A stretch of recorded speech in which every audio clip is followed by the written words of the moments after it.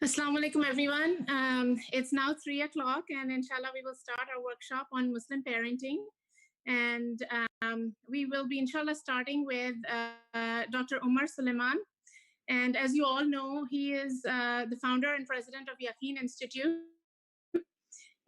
of Islamic Research and adjunct professor of Islamic Studies at Southern Methodist University. Inshallah, I will be handing over the mic to him to start, and then we will be having Sister Ruhi Tahir, and then after that, Dr. Samir Ahmed, and then any questions that you may have, please type in the chat box, and we will be presenting to the speakers, inshallah. And Jazakallah khair to all of you for attending the workshop. Assalamu alaikum. Sheikh Umar, please take over. Assalamu alaikum wa rahmatullahi wa barakatuh, everyone. Bismillah, alhamdulillah, wa salatu wa salamu ala rasulillah wa ala alihi wa sahbihi man wala. Firstly, it's an honor to be here, alhamdulillah, rabbil alameen, and I am sure that Sister Ruhi and Dr. Samira, inshallah, will share some valuable insights. May Allah subhanahu wa ta'ala bless them both, and bless all of you for organizing and coming together for such an important subject. Two disclaimers before I start. One of them is that I am expecting someone to knock on the door at any moment now. So if since it's a workshop about parenting, inshallah, I hope you all can appreciate that. It's okay if there's a short interruption at some point. And secondly, that there are numerous webinars that I'm jumping between. So, inshallah ta'ala, I'll do my best to share something of valuable insight, and then we'll have to hop off to be on another program. But with that, inshallah, this is a subject that I think is particularly relevant to the COVID era because obviously, families are spending a lot more time together now, and they are getting to know things about their children that perhaps they had not known before. Certain conversations are happening. Some of the social outlets that our children had, they might not have, or if they do have them, they're not to the fullest extent right now. And so there are conversations that are coming up. There's behavior that you might be observing from your kids for the first time or at a deeper level. And there's behavior that they also might be observing from you, right? That is causing them to have certain questions and, wonder certain things. Obviously, in the midst of a global pandemic, there is stress. And with that stress and that tension, people are naturally going to be a little bit more on the edge. And so the types of arguments and disruptions that could take place are also, at a much higher rate than they would be, in the absence of this pandemic. May Allah subhanahu wa ta'ala lift it from us as soon as possible and allow us to not get back to normal, but get better, bi'idhnillahi ta'ala, as we resume normalcy, as he sees fit, as he decrees, subhanahu wa ta'ala. So with all of that being said, and I say this, as someone who, my oldest is 10 years old, my youngest is 1. So I haven't hit the teen phases yet, but even just what I've learned about my 10-year-old in discussions and conversations over these last few months, these last several months has been really fascinating. The way that she sees the world and the way that she's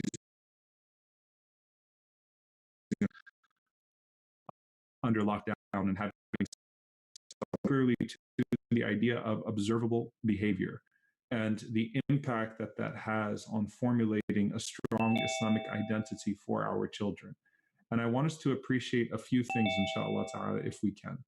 Number one, the idea of our way of life as Muslims running not only counter to a lot of what is posited as normalcy and progress on the outside of our homes, on the outside of our community, but actually being deemed regressive and being experienced as restrictive. Okay, so there are two different things. One of them is deemed regressive because what the empowerment narrative does is it inducts people into this ideology of the more freedom and autonomy that you have, the happier you will become. And whatever ideology, whatever way of life, whatever practice opens the doors of autonomy for you is an empowering one and a fulfilling one. And often, people come to the conclusion that that's not the case once they face the detrimental consequences of buying into that type of behavior. But to children, that's music to their ears. Because obviously children grow up trying to wrestle as much power as possible from their parents, and there's inherent tension because there's a gradual power transfer that's taking place from the parents to the children, and that's going to change from culture to culture. And there's a resentment that could be developed on either side, the parents' side, when they feel like their children are trying to take too much into their own hands, and of course in the eyes of the children when they feel like their parents are holding on to too much. Now, I mentioned regression, but I also mentioned restriction. Experiencing restrictive protocol, experiencing restrictive parenting, because obviously, we're trying to protect our children from certain things. That's naturally going to yield some sort of a bitterness. And the thing that needs to be emphasized over and over and over again on the restrictive side of things is that this is not being done out of a desire to control you, nor is this being done to shame you, nor is this being done to protect us from shame, okay? But this is for your interest. One of the things that, that happens when you deal with children or when you deal with young people and you're talking to them about, their parents and Islam and culture and restriction, is that what they will end up taking away from some of the restrictions that come with being a Muslim child is that my parents are more concerned with the opinion that other people have of us than my well-being. And sometimes that is the case, right? And it's implied in the messaging that you might be giving to your children that, if you do this, what are people going to say? And so that means you're not acting for my interest, you're acting for other people. And what you have to do is shift the entire conversation to where I'm not acting for other people. You should not be acting for other people. In fact, you should not even be acting for me. We should all be acting for Allah. And when we act for Allah, then what opens up for us in this life and in the next is expanse and is fulfillment and is that which is good for us, that which is beneficial to us. And when I give you advice, when I parent, I don't parent you to protect our image. I parent you to protect you and to give you the best way forward to grow. So when you bring forth a different opinion on what your trajectory of growth should be, I entertain it from a standpoint of your well-being. I don't lash out at you. I talk to you and we talk through it together, because at the end of the day, we're trying to do together what's best for you. It's my responsibility as a parent to do what's best for you. And then, finding in the restriction in terms of what Islam gives us of restriction expanse. And that's actually a really important point. And one stepping stone before I get there, inshallah ta'ala, is this idea that, especially when it comes to the children of immigrants, and I'm not assuming that everyone here is an immigrant or that all of you are dealing with the children of immigrants, but it's obviously a sizable population within the Muslim community. But once you're dealing with the children of immigrants and immigrant parents, and I don't say that in a derogatory way, it's not a bad thing to be a quote unquote immigrant, but once a person is dealing with a situation where society is telling them one thing and their parents are telling them the other thing, what ends up usually happening is that the child does not know how to distinguish between what is religion and what is culture and what are just the personal values and practices of my parents. It becomes one entire bundle, which runs counter to this culture on the outside, right?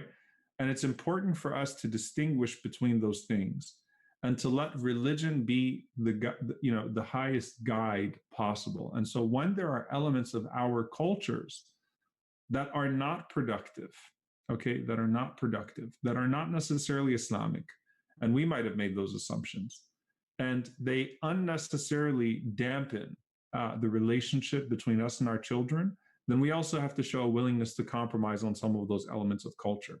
I think of this from the perspective of da'wah, by the way. One of the things that when you read about fiqh al-da'wah, in the fiqh of da'wah, there's an emphasis that our scholars always put on not putting unnecessary barriers between you and the person that you're calling to Allah subhanahu wa ta'ala. Don't put unnecessary barriers between you and them. So al-hikmah means the proportion. Al-maw'id al-hasana is the tone, right? Think about the proportion, use wisdom in the proportion that you're giving to people, and use discretion in the tone that you're giving it to them, right? Because ultimately, as a da'i, as someone who's calling someone to good, you want them to not find any unnecessary barriers between them and the truth that you're calling them to. And sometimes, some of the baggage that you add onto the call could actually run them away from the truth. And so bringing it to a parent, to a child, it's important to remove all unnecessary barriers between your child and Islam. And so if they have an objection to something, and what they have an objection to is not necessarily part of the deen, then there should be a willingness to talk and to compromise and to show that there is a loyalty to the deen that is placed above all things. And if that loyalty to deen means that I, as a parent, am going to have to relinquish certain elements of my culture for your well-being, then so be it, because my ultimate goal is to produce a strong Muslim, that you have a love for the deen, that your loyalty is to Islam more than anything else, and that you are going to be nourished with righteousness. And I don't want to put any barriers between you and that righteousness. So it's important to to compartmentalize and to put those things on the table, and to not necessarily insist on the entire package. Now, when it comes to the deen itself, one of the other implications of that is that you, as a parent, are the manifestation of that counterculture. Okay? You are the manifestation of the deen to them. What does that mean? One of the best ways to nurture iman, to nurture faith in a child, is for them to see how iman makes you a better person, a more fulfilled person, a kinder person, a more loving person, a more contributing person. And so if I'm able to look back and say, my father or my mother is an amazing human being because of Islam. My father treats my mother well because the Prophet ﷺ said, the best of you are those who are best to their wives. My mother, treats us well, or treats my father well because of this, because of the religion. My parents care about us in very unique ways because of their love for the deen, because they feel a greater sense of aman and responsibility. My parents are involved in more work in giving back to society because, the greatest threat to religion, to Islam, is not another religion. It's secularism, right? It's the idea of no religion at all. And one of the ways that religion is challenged is that religion is not productive. I can just be a good person. Well, what happens when I grow up and I'm seeing my parents being exceptional human beings because of Islam? And I can say, my parents were more dedicated to goodness and to the well-being of society and to contribution because of faith. And so there is some quality of the faith that is not present in other systems and other ways. And that's going to make me attach that to the Prophet ﷺ, especially if the parents make it a point to connect their goodness to the goodness that they learn from the Prophet ﷺ. And so psychologically, often God is perceived, because God is the authority in our lives, God is perceived in accordance with how other authorities in our lives deal with us. And so if my parents are abusive, then psychologically I might view God as abusive. If my parents use negative reinforcement versus positive reinforcement, I might see that as that's the way authority works, and so I will naturally project that on God. And so I want to make sure that as an authority figure in my child's life, I'm actually demonstrating what rahmah looks like, what redemption looks like, so that when I tell them about the redemption of Allah subhanahu wa ta'ala and the wisdom of Allah subhanahu wa ta'ala and the justice of Allah subhanahu wa ta'ala as the ultimate authority, they've seen that manifested in me as an authority figure in their lives. And then lastly, with the Prophet sallallahu alaihi wasallam, to demonstrate the beauty of the sunnah of Rasulullah sallallahu alaihi wasallam. You know, I think we underestimate how much loving the Prophet sallallahu alaihi wasallam is central to iman, and that's not just in parenting; that's in everything. Loving the Prophet sallallahu alaihi wasallam beyond an emotional attachment is so central to cultivating a strong faith identity. Why? Because the Prophet sallallahu alaihi wasallam is our teacher throughout, right? He said sallallahu alaihi wasallam that I am to you like a father, I teach you, and he was speaking to the ummah. And so the Prophet sallallahu alaihi wasallam's teachings are there throughout our lives, and we interact with different elements of the Sunnah throughout our lives in ways that help us appreciate the Prophet sallallahu alaihi wasallam more.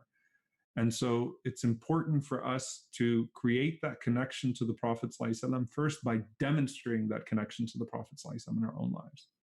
So when our kids ask us certain questions like, why are you doing this? And I say, well, didn't the Prophet ﷺ do this, this, and that? Don't you remember that story? This is how I'm living the Prophet ﷺ's life in my life, right? And so they will they'll naturally, as they hear it over and over and over again, they'll start to do the same with their own experiences, inshallah ta'ala, as those experiences unfold. And creating that connection to the Prophet ﷺ is not just a Sunday school connection. It's not just a, sing Tala al-Badru alayna and sing Ya Tayyiba, and this is the story of the Hijrah. The story of the Hijrah is wonderful. But what's the story of the Prophet ﷺ in your story right now? How are they seeing the story of the Prophet ﷺ play out in your life story in a way that will make them want to embed the life story of the Prophet ﷺ in their own? And that's why Abdullah ibn Amr ibn As, he mentions that we used to teach the seerah the same way that we used to teach the Quran. The seerah, the same way that we used to teach the Quran. Because the biography of the Prophet ﷺ is essential to forming character, right? If this deen is religion and character, well, the Prophet ﷺ is the character part. إِنَّمَا بُعِثْتُ لِأُتَمِّمَ مَكَارِمَ الْأَخْلَاقِ. I was sent to perfect good character. He brought us the teaching of the creed and the manifestation in his character, sallallahu alayhi wasallam. And so that is my advice to you, inshallah ta'ala, and I pray that it's a benefit, and I'm sure that the other, that Sister Ruhi and Dr. Samira, inshallah, will share some valuable words. Wa jazakumullahu khairan. Jazakallah, Sheikh Umar. We really appreciate your input, and thank you for taking the time to come address our community here, inshallah. We hope in the future we will be able to get you for a longer talk, inshallah. Inshallah. Jazakumullah khair. Inshallah. Jazakallah.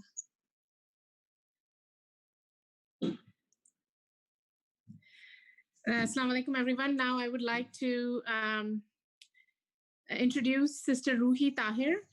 She is also part of Yaqeen Institute, and she's actually a computer engineer from Boston, and pursuing master's in Islamic studies from Islamic Online University. And she's also founder and instructor of Nourish Your Soul, which is a platform for Islamic education. Welcome, Sister Ruhi. Inshallah, we are going to hand over the mic to you. Assalamu alaikum, everyone. Jazakumullah khair for that lovely welcome, and barakallahu fikum, Sheikh Umar, for the reminder and some beautiful words there. And I think he really encapsulated a lot of the points that hopefully I'll be touching on, but elaborating a little bit more throughout the talk that I have planned today. Parenting workshop in general, obviously there's so much to say about this topic, and take an entire day to do such a workshop. But what I really thought I would do was try to give an overview of first of all, what's the landscape that we're currently facing as parents, as families living in the context of society today. As you know, much of our mission here at Yaqeen is to really dismantle doubt, to nurture conviction. And I can't think of a better way to describe what parents do. This is what Sheikh Umar was just referring to in terms of creating that confident Muslim identity in our children. We'll talk a little bit about the various stages at which that comes into play and how it might manifest in line with the way that we are taught in the Quran, and of course the beautiful prophetic example of our Prophet ﷺ as we go through just sort of looking at each stage of development briefly. Also in terms of just really looking at, what are some of the barriers that we face as Muslims, as Sheikh Omar referred to we want to remove those unnecessary barriers. And so I actually wrote a publication, and we have other resources besides the one that I wrote last year, sometime early last year. If you go back and refer to at some point when you have a chance on our website at Yaqeen, you'll find actually in a sort of the area under Muslim trends, I believe, a number of publications that are relevant to this topic that might be helpful to people in the community there, that really look at what we're facing today, and they all generally corroborate when it comes to our youth and our children on a couple of the points that I want to start with. Number one, that as a trend in the United States, a number of studies have shown, and now we're finding as we're starting to look at Muslim trends, and Yaqeen along with ISPU and other organizations, I'm sure will start to look at this as well eventually. But really, we're following a trend alongside much of the world today, which is that 1 in 4 people at some point or another are, discontinuing their affiliation with religion altogether. And Muslims are sort of following this same trend as our counterparts in other faiths. And so clearly we know that there's this increasing element of a faith crisis, which makes us all the more concerned and wanting to really focus on evaluating our own parenting style. It starts, as we'll see, with really evaluating ourselves as parents and ourselves as individuals, first and foremost as Muslims. And in fact, when Sheikh Omar was speaking, I had an ayah that I was thinking of that really kind of comes to mind that ties in beautifully what he was just talking about, which is in Surah Fussilat, ayah number 33, A'udhu billahi minash shaitanir rajim.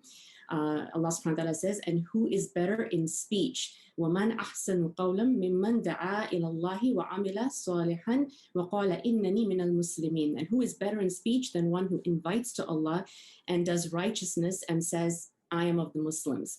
This is really what we do in the world. I mean, this is calling to our deen, and this is what parents are all about. What we want to do it in the best and most effective way that's going to have our children naturally develop that the faith at the level of certainty, of yaqeen, as we say, of course, and really be able to be that best example for them, as Sheikh Omar was talking about. And indeed, I am of the Muslims. That's really our identity, and to be proud of that identity and to uphold it in every aspect of our life. So, keep this ayah in mind as we go through. And of course, the publication that I wrote last year, I want to mention just one point from it because it was really kind of, it hit home for me. It actually was, the inspiration for it came from a study that I happened to, someone shared it with me. 5,000 individuals were asked. It was a global study, not just for Muslims, but really people of all faiths, that looked at the effect. It asked the question, is there, and what is the impact, if there is, of the parents' behavior in terms of their belief system. So religious parents, the way that they interact with their own faith, the way that they live that, the role model and the modeling of that faith, that effect on their children. What did that have to say in terms of those who left their religion? And the 5,000 individuals that were polled in this particular study had left their religion. They claimed to be atheists, but had grown up in the households of religious families. So this was a very concerning study, naturally, and that's what prompted me to say, well, let's look at what the Islamic paradigm is of parenting and see if we can safeguard our children from this, particularly in the current times, with the concerns that we have, obviously, as parents. And the study, really, what it found in a nutshell, the conclusion of it was that religious, I'm quoting from the study, it said religious individuals who were exposed to high levels of credibility enhancing display by their parents. In other words, parents who actually lived the best version of their deen, of their of our deen, in our case, obviously Islam, but their religion. These individuals were more likely to report believing in the existence of God with a high level of certainty, with higher certainty. So does Islam give us the means to do that? Absolutely. We have the most beautiful example in Islam. And to really, look at the putting the study aside, but to look at the approach that we need to take as parents and what Islam says about the parent-child relationship, as we're all kind of focus a little bit now as we get to the more salient points here about how to. So the first thing that we need to remember is that, the parent-child relationship has faith, obviously, at its core. Islam, Allah subhanahu wa ta'ala gives parents, number one, guardianship and primary responsibility for their children. We all know this. Some of these things are very obvious. But think of, as we go through this, questions that you might ask yourself. If this was a workshop where, let's say, we had the time to break away and do exercises, we might have some questions that as we go through this, we might sit and say, okay, how and where does this fit me? Whether I'm a parent to be, recently married or thinking about marriage in the future, I'll go far back and start even before parenting comes into the picture. Whether I already have children, young, maybe middle schoolers, maybe preteens and adolescent, and even youth. So it's really across the board, but ask questions of yourself as we go through. So Islam is assigning guardianship and primary responsibility for the child in terms of what? Physical, emotional, and spiritual well-being. And sometimes, if you notice, and if you think very often actually of just life in general and situations around you, we're so focused on provision, obviously, nurturing, the maybe even the emotional sort of the love, the affection, all of that within our homes, which is all wonderful. But the spiritual aspects, they actually start very young. It's not something to wait until my child gets to a certain age, then I will start instilling that. So, really ask ourselves, where on the spectrum are we placing spirituality and connection to Allah subhanahu wa ta'ala? So that's the first question, because parenting is part of personal accountability and servitude to Allah subhanahu wa ta'ala. So this is something that you and I as parents are responsible for. And we have that famous hadith from the Prophet ﷺ where he said, a man is a shepherd in charge of the inhabitants of his household, and he's responsible for his flock. And similarly, along with that, a woman is a shepherdess in charge of her husband's house and her children, and she's responsible for that. So the obligation is a very noble charge. Safeguard the child's faith is a primary goal, not only for your own household, for your child, but for future generations to come, and then for society at large, which is, as we know, really the where family sits at the core for Muslims and for Islam, and for the spread and growth of Islam, and for everything that is good that is ordained by Allah subhanahu wa ta'ala in terms of establishing the deen in this world. And so we say that parenting is obviously from the abundant blessings of Allah, but with it also comes, it's part of the test of life.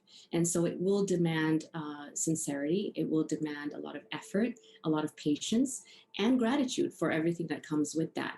And again, from the Quran, Allah subhanahu wa ta'ala tells us that know that your property and your children, they're a trial, and that, Allah has with him a great reward. So, and of course, for that, Allah subhanahu wa ta'ala, as we know, and the Prophet says, through various hadiths, we know that the reward for that is immense. The reward of being a parent, enjoined upon man is good to his parents, good treatment. And so, especially the mother is singled out. And so these are, it's a powerful reminder for us to set the entire paradigm and the framework for us. What are we doing when we're parenting? We're taking on a very, very big responsibility.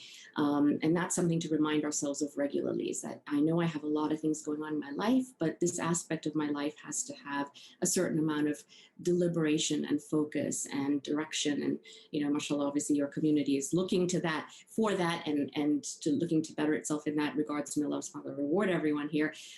This is a constant effort for all of us. And of course, we have what's the process and the methodology, as we mentioned, loving the Prophet ﷺ, learning from him, taking from him as our primary teacher.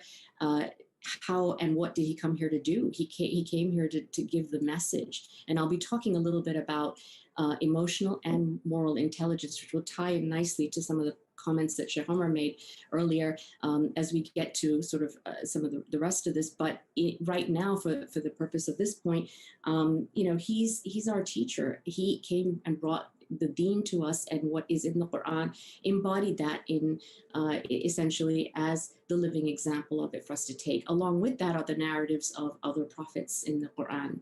Ibrahim alayhi salam, great parents, Yaqub alayhi salam, the example of Luqman, from which we get a beautiful passage on how to really impart some of the most crucial aspects of Tawheed and the enjoining of prayer. And so we'll come to that if we have some time to elaborate. I realize that time will be short here, but just to get a sense that, this is the source from which we take our example. And of course, the seerah itself, the seerah of the Prophet ﷺ, from which we have numerous examples. And I'll try to touch on some of those as I can, inshallah, time permitting. So again, Tawheed, the oneness of Allah subhanahu wa ta'ala, to recognize Allah, to know Allah, to worship Allah, the primary goal of every parent to try to impart from the very, very beginning. Ikhlas, or sincerity in everything we do, is part of building that moral compass, recognizing what's already been given. We'll talk about what the child is equipped with, but then what we as parents enhance. So building that on that sincerity, being aware of Allah, as Luqman advises his son that there's nothing that's hidden from Allah subhanahu wa ta'ala. What is that but an awareness, taqwa, being mindful of Allah, good character, akhlaq, as it's called, embodying all the good qualities of not being arrogant, of being modest, being humble, but yet confident and committed and steadfast. All of these qualities, the appropriate responses at the appropriate time, adab, and really working within that framework of justice and compassion that is Islam. So these are the things we want to prioritize imparting on our children, the most critical aspects of our deen. Obviously, with this comes in sincere intention on the part of the parent.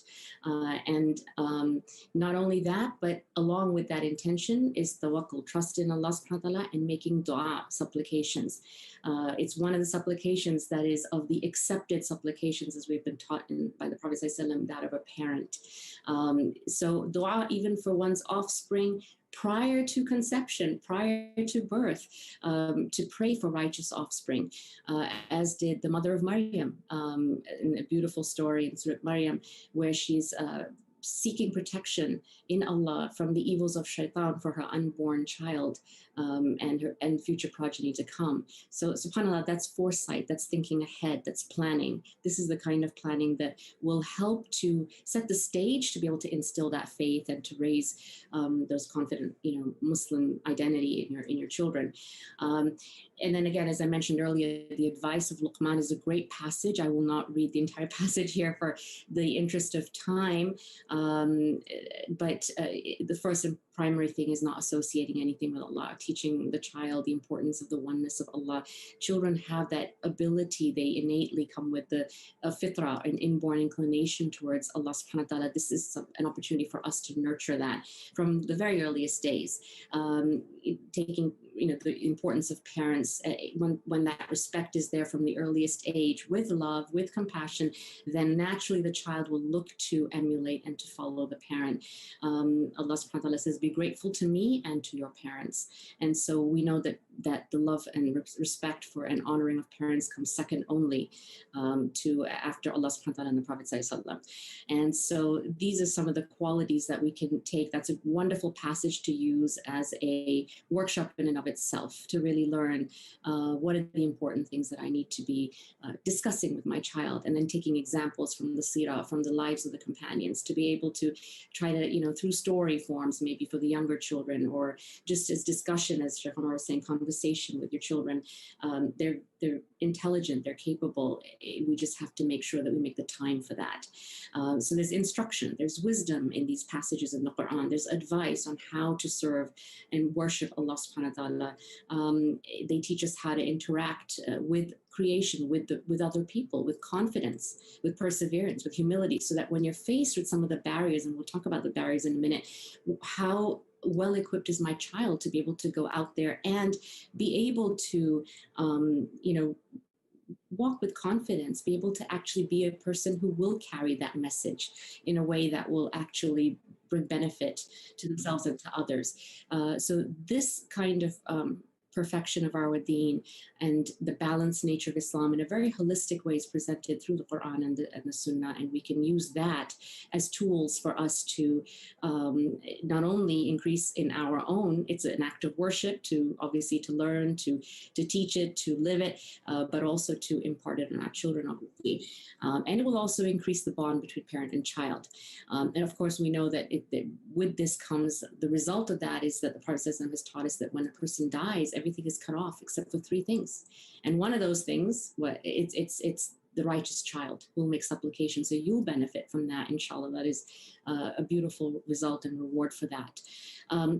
Going back to the fitrah, I just want to mention that this is an important point because sometimes people will, parents might think, okay, my child is here, but there's a certain age at which I sort of start this journey of Islamic training or parenting for instilling faith. It really starts from the moment the child is born. The concept of the fitrah in the Quran and the Sunnah tells us that we have this innate human nature that each of us is born with. And we're inclined towards worshiping Allah and towards morality. And in fact, there are studies done on this as well, that to show that when a child comes into the world, there's certain things instinctively that children are disposed towards naturally, towards doing good. They recognize good from bad. They're kind-hearted. They're things like that that will exhibit very, very early on in a child's life, justice, kindness, empathy. We see this in the innocence of children and we take pride in it. Really, where is that coming from? It's the fitrah that Allah subhanahu wa ta'ala has blessed every human with. And this is the natural instinct that allows us to call upon Allah subhanahu wa ta'ala. And even in the Quran, we have examples of those who are, opposers of faith. Yet in their moments of helplessness, what do they do when they're in dire need? Their natural instinct, they go back to their fitrah and they call for divine intervention. So what goes wrong and where can the parents be a part of this?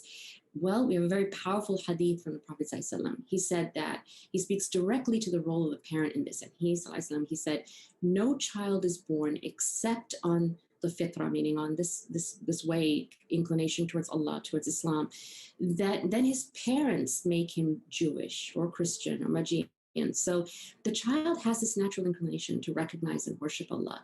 But then they can come under the influence, and they will come under the influence. And the people who influence this child the most is the parent. That's the first, line of influence in one's life in those early years.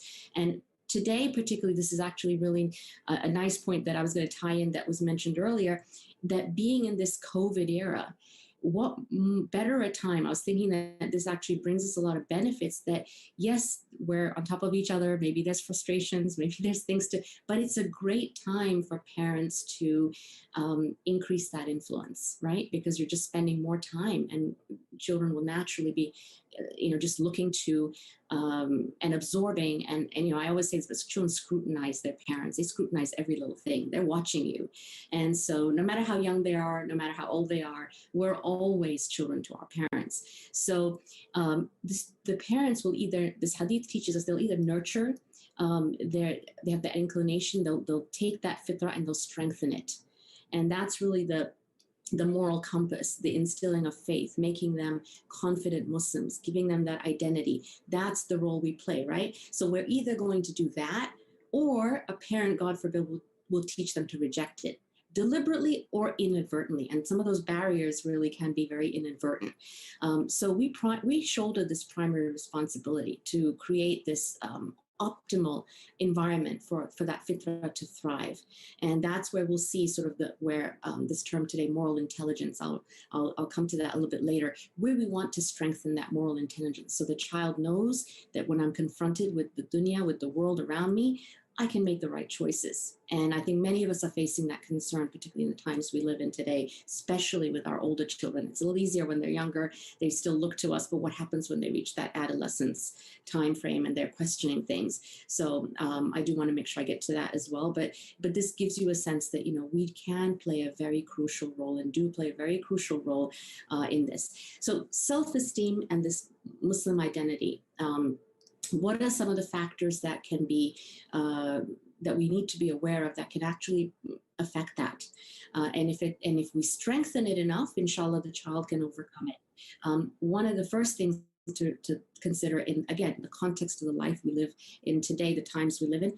Internalized Islamophobia. There's so much out there, obviously. Media is rampant. Social media is in everybody's hands. Children are exposed to it in schools.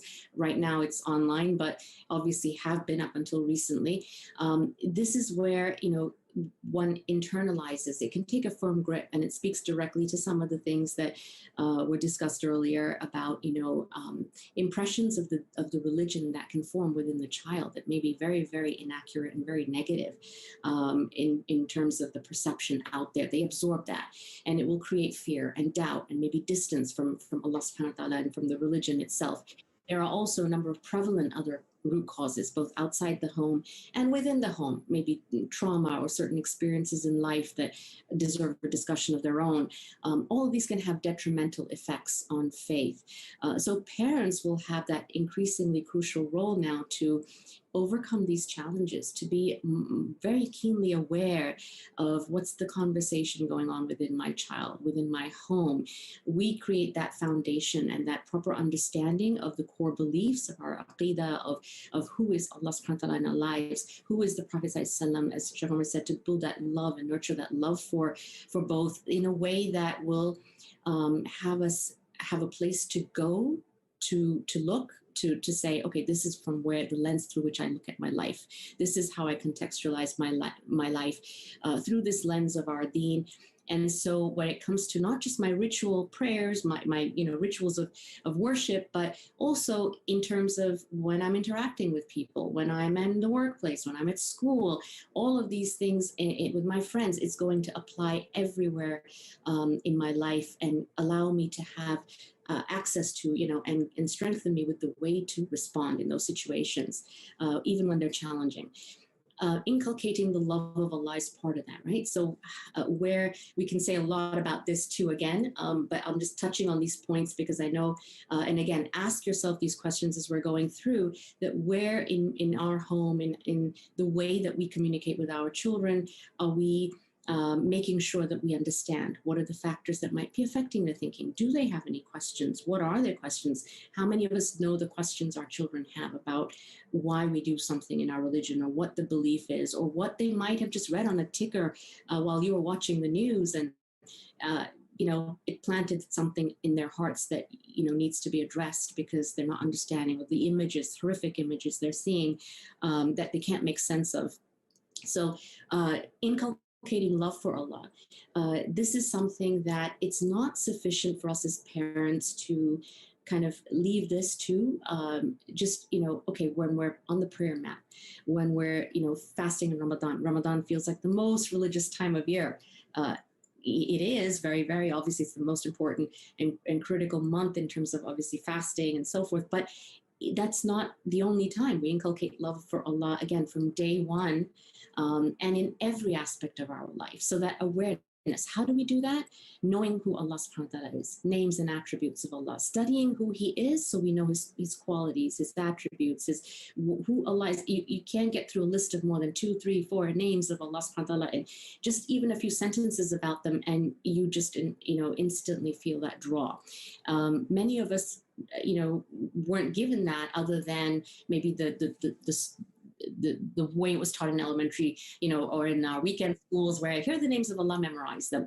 But, inshallah, Yaqeen's a great resource for that now, but there are other wonderful books out there as well. I encourage everyone to take some time. It could be story time. It could be, where does Allah, where is this quality of al-wudud, where He is the all-loving. Give, examples of that and show that, or the mercy of Allah. So many beautiful stories throughout the seerah and the Quran.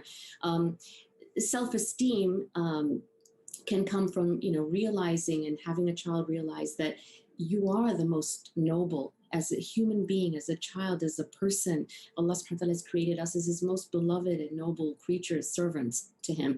That is going to make a child feel confident and further reinforce that with love, with encouragement for the child, and then like-minded company is very, very important. That's going to bring about support we all need that. And I think that for many of us, it feels sometimes very challenging. We're going it alone. We don't know how to address a particular track. We seem to have gotten a little off track, having trouble having the child realize X, Y, or Z. With the help of others who are like-minded, hopefully, inshallah, you have a community of people there. So this is something that's fairly accessible. But even where there isn't, there are ways to reach out to family, to friends.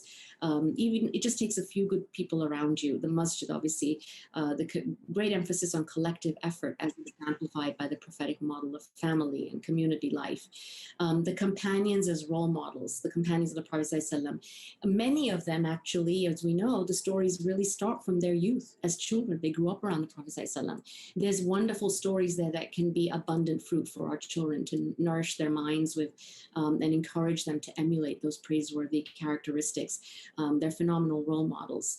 They exemplify faith in action, show us exactly how we should embody those qualities, but also instill them in our children.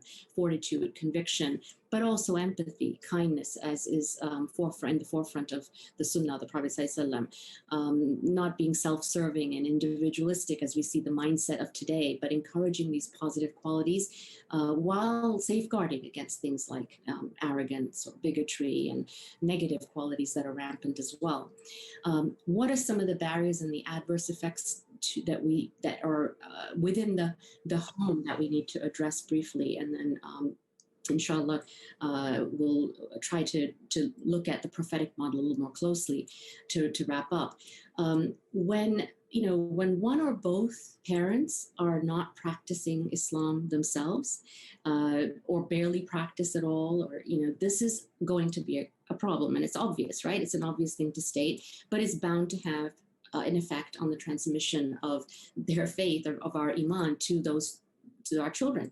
One is the way to counter this is obviously one is preventive. And I say this when I said earlier that even those who might be, if you're in the audience, there's anybody who's not even married yet, it starts with spouse selection. Or for those of us who might have older children that are even at that stage where they might be thinking about, or we're thinking about helping them settle down in the near future.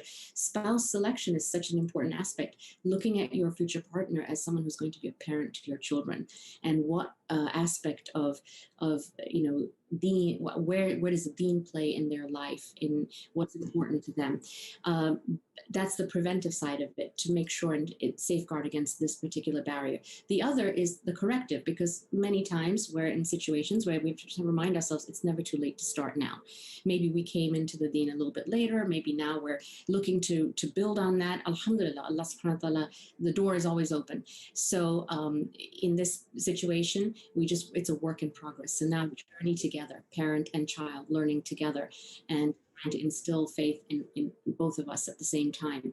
The absence of an active involvement of parents, this is another key barrier. If, the study that I sort of based my publication on, and you will see similar things mentioned throughout different faith publications and books on this topic, if we're not doing it ourselves, we can't expect our children to. If we're not living it ourselves. And so there's this, and both parents, ideally, obviously, where they're both parents, but it applies in all situations of a household, wherever the adults, the responsible caretakers are working together cooperatively, that's what's going to mutually benefit the family. And of course, that is the ideal prophetic model, that this includes not just how we run the house and, take care of what's needed, but the biggest component, which is, our deen, instilling faith, living our deen, and making sure that we practice it. A big barrier that is inadvertent is an assumption that children will discover their own path to faith, that I'm just going to do what we do. We'll do what we do. Hopefully it'll catch on. This is actually a very dangerous thing that can happen, and it's a failure. It can actually lead to some of the greatest failure where, children can easily go off track. There can be a false assumption here. There is a false assumption here, because the Prophet ﷺ has actually detailed to us, and the Quran and the Sunnah teach us in general, that it's active instilling of faith, as we've seen and heard so far. So that's clearly something that we have to watch for. We can't leave it to masjids and schools programs as the primary source. They're wonderful resources, but tarbiyah, Islamic education, is really essential in terms of whatever we can offer, weekend schools, full-time schools. But along with that, the most valuable resource is the parent at home to then, to actually inculcate that, to set the framework for it, to reinforce it, to make sure that it's being taught in the best way. And of course, we've got the multifaceted, harmful effects right outside the house, secularism, liberalism, and I actually should even say right outside the house, because so much of what we access within our homes now is bringing this into our homes via social media and so on.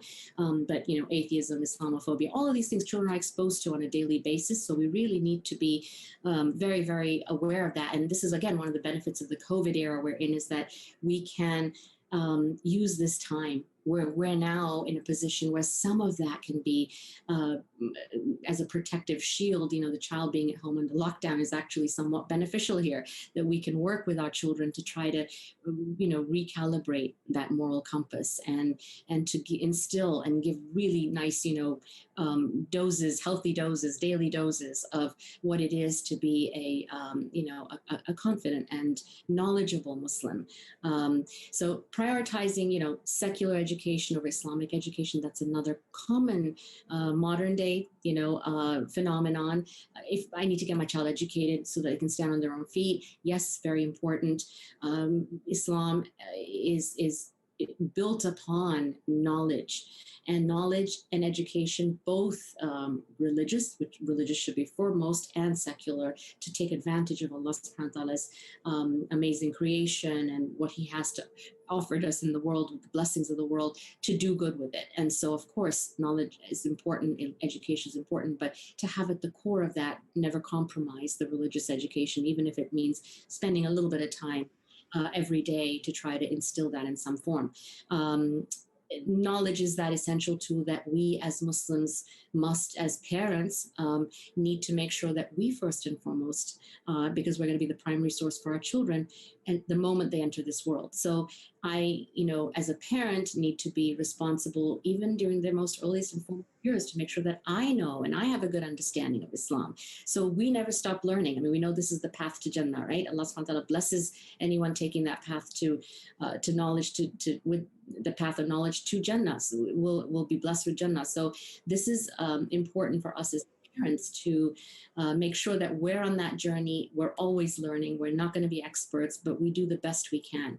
And that interaction from the very beginning, two things happen with a child. There are numerous studies. Again, you can look at some of what's written in these publications for more details. I'm skirting through some of it because I know we have a short amount of time, but imitation is the most powerful form of learning from the time the child is born. So if you're sitting on the prayer mat, if you're making tasbih with you're saying, you're making dhikr, that's going to come naturally to the child, because this is what they're going to learn to do from watching you as a parent.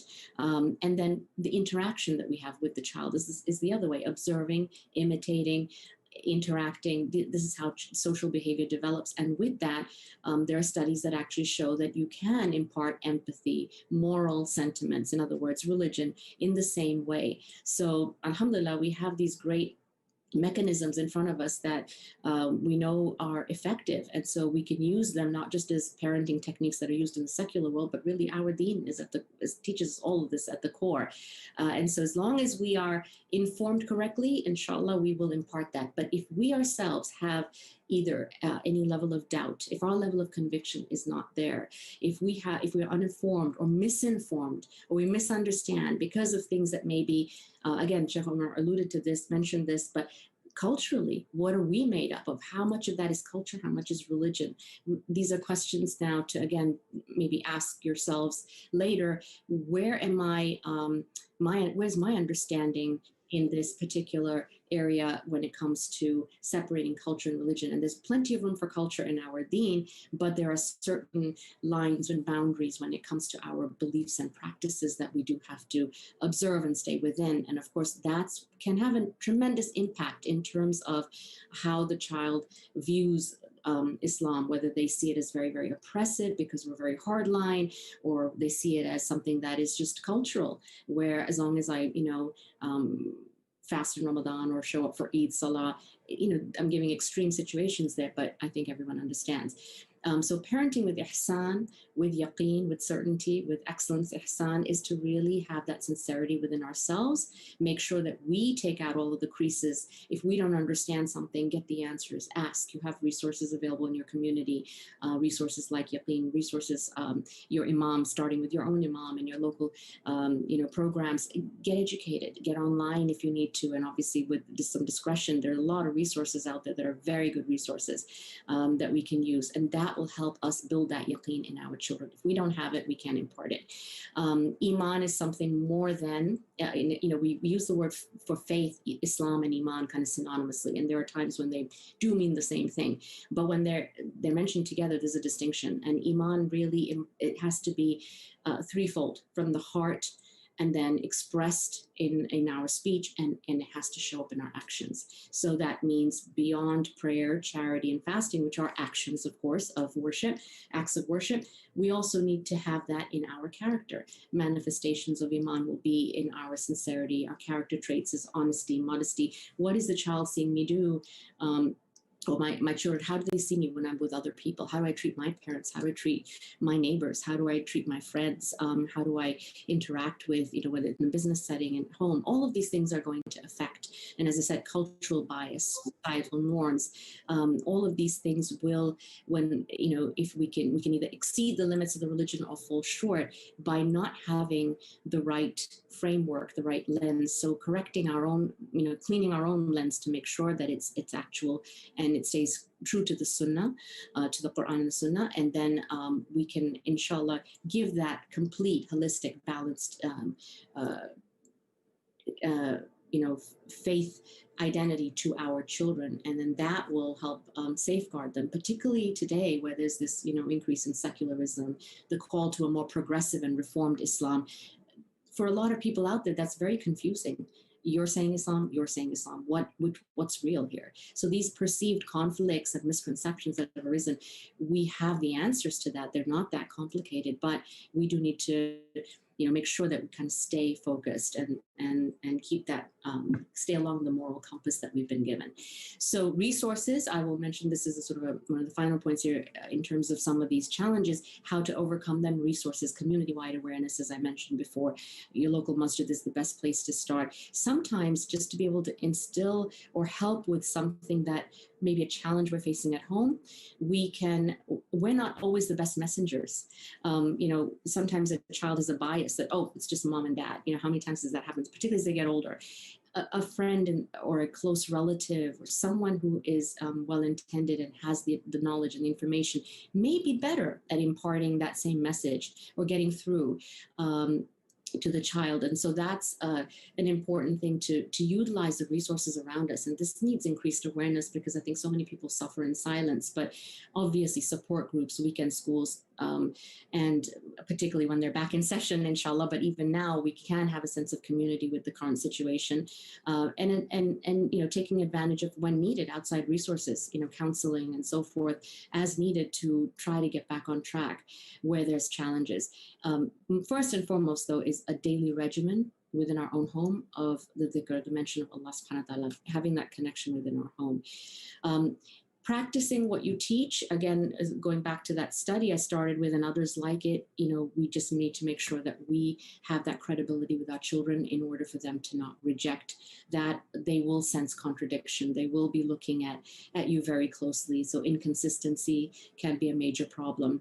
And of course, extremes, when we go to extremes in terms of prevalent, considering the religion too cumbersome, if we've unnecessarily put hardship or excessive control, knowing when to be a little more gentle and a little more empathetic.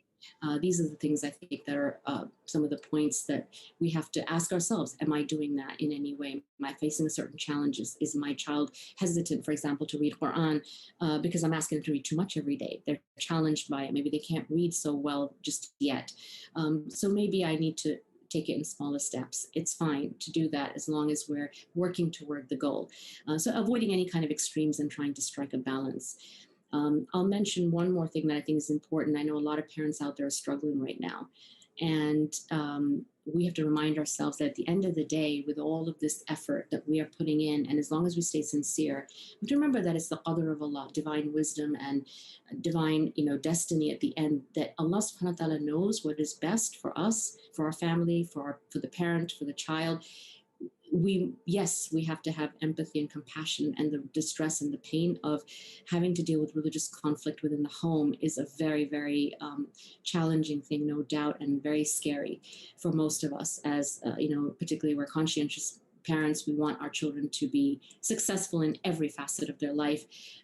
This is something, the pain and the grief is real, and we take solace and find comfort in that, in supporting each other, but turning to Allah subhanahu wa ta'ala, because his mercy and wisdom is far greater than anything that we have to offer. And our family, friends, local, as I said, support is important, but along with that, understand that Allah subhanahu wa ta'ala has given us examples. Look at Nuh alayhi salam and the test with his son who didn't follow him. Look at Yaqub alayhi salam. His sons eventually did turn back. So alhamdulillah, there are plenty of examples, but in all cases, the reward is there with Allah for those who remain patient. The prophetic model, and I'll finish up with this. If I have a few more minutes, I'll just end with that. The prophetic model is one for all times.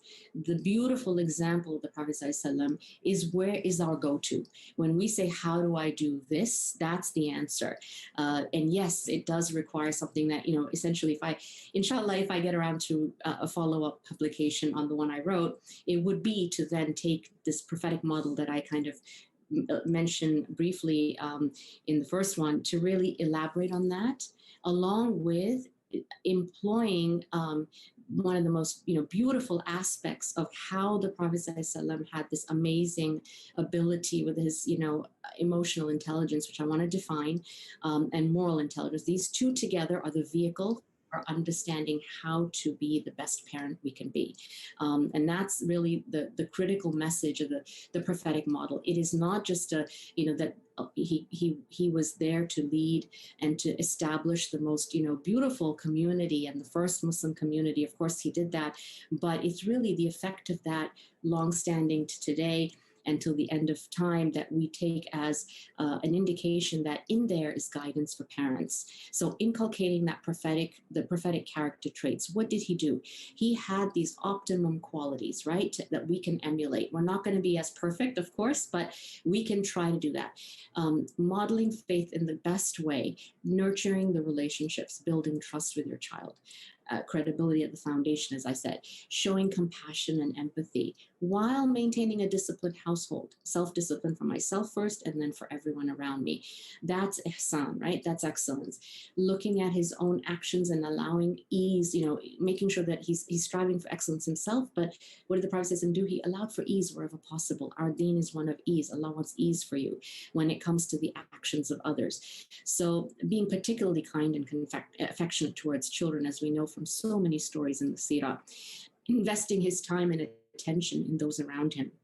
And that's a big part of emotional intelligence, is actually investing in people, investing in your children, investing in family time, quality family time. Every encounter with the Prophet ﷺ was always one that imparted benefit, whether he was talking to a child, whether it was just smiling at somebody, whether it was someone who was opposed to him, observing him from a distance and their heart melting slowly inside, seeing a quality that could only come about with the radiance of faith inside it. So happiness, ease, relief, those were the feelings people felt around him, sallallahu alaihi wasallam. So every individual was made to realize their importance in his sight. How often and how much do we do that with our children? Again, questions to ask ourselves. Are we leaving them feeling empowered in not just the dunyawi, worldly sense, as was mentioned earlier, that it's freedom or a sense of liberalism or secularism? That's not the empowerment we're looking for, but the empowerment of confidence that I do what I do based on my love for Allah and the Prophet ﷺ, feeling loved, feeling uplifted, empowered spiritually, and then practically motivated to go live that, do that, impart it to others and call others to it with my character, with my speech. This is the powerful impact that became the basis for so many people to wholeheartedly come into the deen. And da'wah to the world is what? for parents, da'wah to our children. This is the example we take. So he's the head of state. He's busy. He's a leader. He's the, you know, the person who's going to be the you know, chief commander in situations of war. But at the same time, he's, you know, playing with his grandsons, and he's embracing, you know, his grandchildren, and his, you know, spending time with his family. This is we're busy, but we need to make that time, and that's what we get from these beautiful examples. What was one of when we look at his teaching methodology, there's a lot that's written about this. You can actually Google it, the 20 different qualities or traits or tools of the Prophet ﷺ in terms of what he modeled when he taught the Sahaba. We can learn from that. Again, many of them came into the deen very young. We can use that for parenting. Boundless wisdom in that. For example, gradual legislation. Our deen teaches us, right? Salah, sadaqah, zakah. They weren't all like, from day one, you got to do this. It came slowly. Fasting came slowly. First it was, you know, Ashura, then it's Ramadan, the pilgrimage eventually. So the prohibition of intoxicants, of wine, came in stages. Why? Without placing hardship, but for sustainable implementation. So looking at a stepwise process with our children, this is a great way for us to, a technique for us to use. Don't expect too much too fast, but make progress slowly. Small steps. Allah loves consistency, right? Small deeds done consistently. Storytelling. Parables, great for applying as a parent to reinforce that, particularly with our younger children. A viable alternative to redirect toward correct behavior. What do I mean there? Somebody's engaging in something, find a better use of their time. Maybe this will be better for older children. You know, engaging in an activity that maybe, you know, hey, why don't we go do this instead? So that might steer them away from something might be doing that's not so favorable. Facilitating ease so that they'll want to do it. You know, avoiding embarrassment and calling out.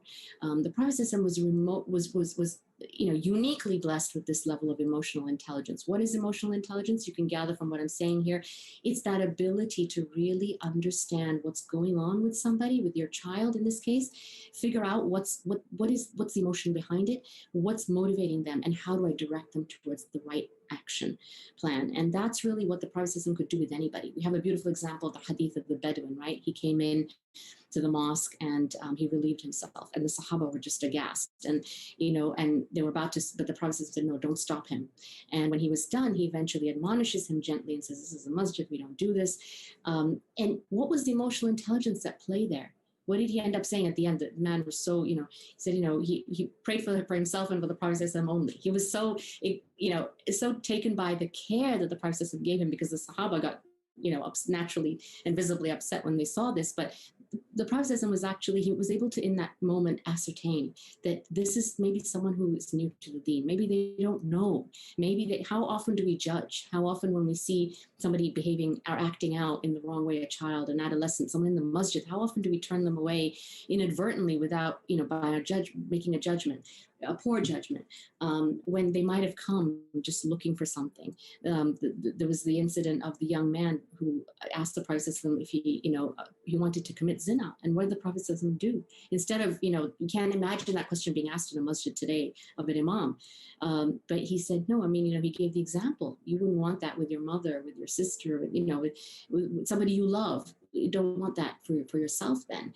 And so understanding that, you know, this is somebody asking genuine, this is somebody redirecting that to a better place. That's emotional intelligence. And then being willing to invest the time. Much of what we do is in our body language. There's a beautiful book, With the Heart in Mind, by Sheikh Mikhail Smith from Qalam Institute. Maybe I'm sure you're all perhaps familiar with Qalam Institute. This is a book I would recommend that really highlights some of what I'm talking about. And I've just briefly itemized it here. And I know I'm over time, so there's so much you can share about this. But much of what we say, the verbal cues we give are very few, but it's in our tone. It's in the way we express ourselves, in our facial expressions and so forth. It revolves, everything here is revolving around empathy.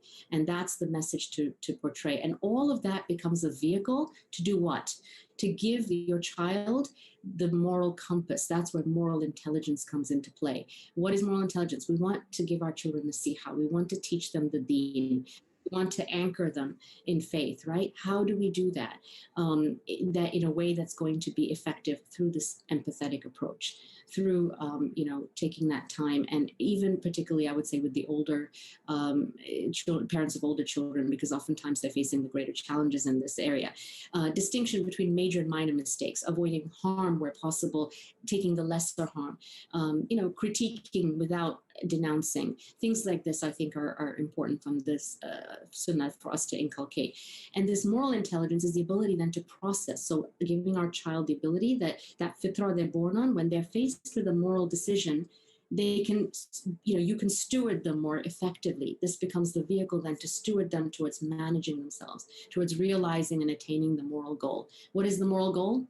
Taught by the prophetic, example to us, the Quran and the Sunnah. That's our moral compass. So we want to be able to do that. And that goes back to the ayah I mentioned earlier on. And so, inshallah, this hopefully gives a little bit of a sense of, how we can instill that mindfulness. I'll end with that beautiful hadith that the Prophet said, it taught to, Ibn Abbas, anhu, when he was very young. He said, I was riding behind the Prophet who was a young boy, and the Prophet was teaching him that be mindful of Allah and He'll protect you. Be mindful of Allah and you'll find Him in front of you. When you ask from Allah. When you seek help from Allah. This is a beautiful hadith that you can really use as an example that we're constantly in conversation about that awareness, about that mindfulness, about inculcating taqwa. And that's really the best way, and that should be at the core of our daily life. And so with that, I think I'll come to a close, and inshallah, if there's any questions, and I know I went over time there. So I'm sorry for that. I went a few minutes over and don't want to take from Dr. Samira's time anymore, but Jazakumullah khair, and I hope that was helpful and found it useful. Jazakallah khair, Sister Ruhi. We really appreciate your talk, and feel free to hang around if you have the time. Inshallah, we do plan to do some questions in the end. So if you are there, we'll direct the questions to you after Dr. Ahmed. Inshallah, I will briefly introduce Dr. Ahmed. She is a psychologist and is a leading expert on American Muslim youth, and has done numerous publications. And inshallah, we are very excited to hear from her. And I will give the mic over to her. Assalamu alaikum, Dr. Ahmed. Wa alaikum salam wa rahmatullahi wa barakatuh. Can you hear me okay? Yes. Okay. أعوذ بالله من الشيطان الرجيم بسم الله الرحمن الرحيم الحمد لله رب العالمين الصلاة والسلام على رسول الكريم رب اشرح لي صدري ويسر لي أمري واحلل عقدة من لساني يفقهوا قولي بسم الله الرحمن الرحيم السلام عليكم ورحمة الله وبركاته. Can you see my screen okay? Yes, Dr. Ahmed. Okay, you can see the screen with my PowerPoint. No, we can see okay. it. Yeah. Okay, I apologize. Let me just get that PowerPoint.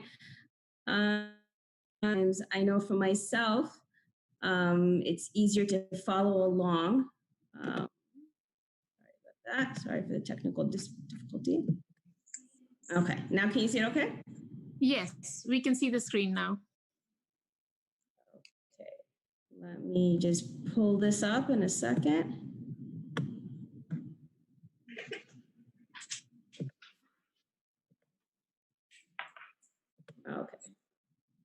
Okay. Jazakallah khair for inviting me, and it was wonderful to be able to catch a little bit of Juhi's presentation. It's always nice to kind of tag team, because the work that the FYI and Yaqeen are doing is so interconnected and supportive of each other. So alhamdulillah. And Jazakallah khair, ICJC, for even having this virtual conversation. There's so much that we need to talk about. There's so much that we as parents are learning and struggling. And like you, like all of you, in addition to being the director of the Family and Youth Institute, I'm also a parent. And as a parent, I am constantly thinking about how best to raise my children.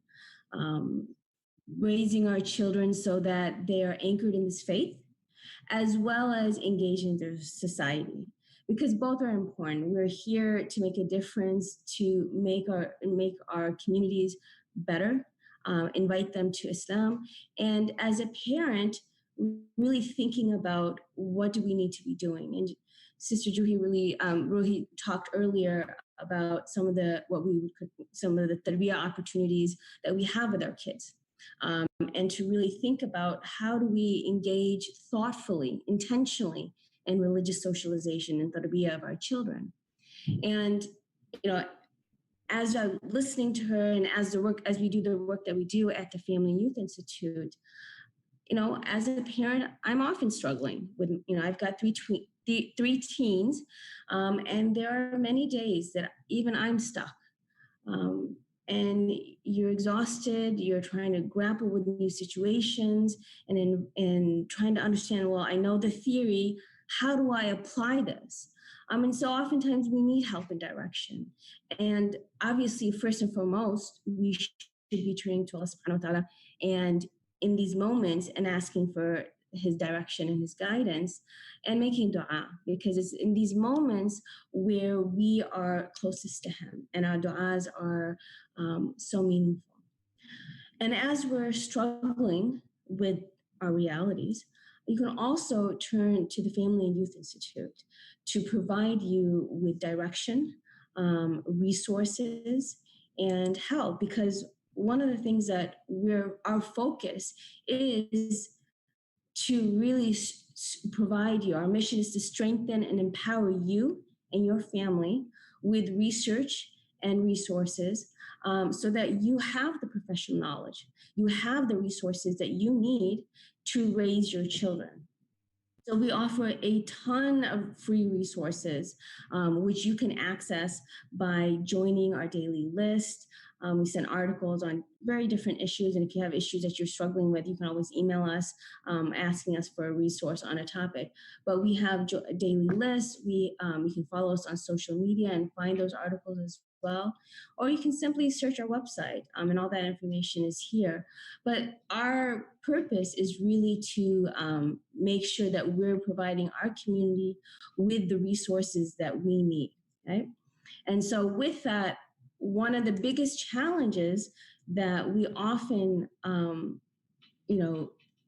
encounter as parents, when we start our families, many of us have had visions of what we imagine parenting would be, right? And so we imagine that, when we become parents,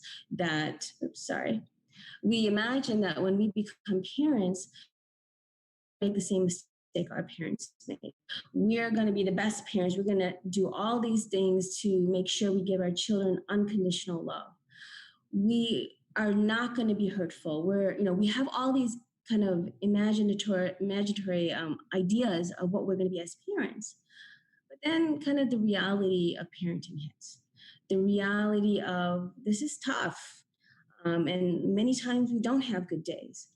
And then in the current reality, things are quite more challenging, as I think all of us have come to realize. During the current pandemic, many of us are simply in survivor mode.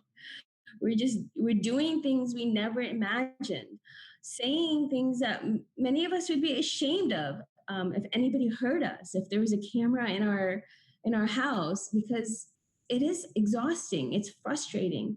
The current pandemic in particular has pushed many of us on the edge. And we're just simply trying to survive. So, and in that processing, trying to work, trying to look after our kids, trying to make sure that they're doing their education, trying to really make sure and understand of the news and how to deal with it. And then if you have elders, how do you make sure you're looking after the elders as well as your kids and, balancing all that? It's tough. It's really exhausting. And in that process, unfortunately, we may redirect our stress onto our children. We may say or do things that we never expected we would do. And we look at this cartoon, you have the mom, you have the child, your child's trying to tell her something, and the mom just wants to vacuum up everything and not have to listen to what she's saying. And so when we do something like this is damaging to our kids. How they see themselves and how they interact with the world, what we say and what we do have long-term implications. And, I'm sure all of us can relate this comic because we've all had moments when we just really wanted to do this to our kids. But we really need to think about what we're doing. If we're constantly doing that to them, what message are we saying to them? We're telling them that we don't want to listen to them. We're telling them that what they have to say doesn't matter. And we have to realize that when we do this, it has an impact, right? When they're teens and we're trying to definitely connect to them, they're not interested because there isn't that connection. There is kind of family culture where we can connect with each other. So it's really important for us to understand that our actions have created these dynamics, and our actions can change the situation. So we really need to be intentional, and we really need to think about how are we contribute to our parent-child relationship issues. What are we doing what are we doing that may be impacting our kids, not just in the moment, but also long-term? And so, given, this is not discount the stress that many of us are under. We as parents are grappling with a lot at this time and day, in this moment. And especially during this pandemic, it has been hard to deal with all the different issues that are causing stress. And so one of the things that FYIs always do is really focus on trying to help us as a community get through all the different challenges that we're encountering.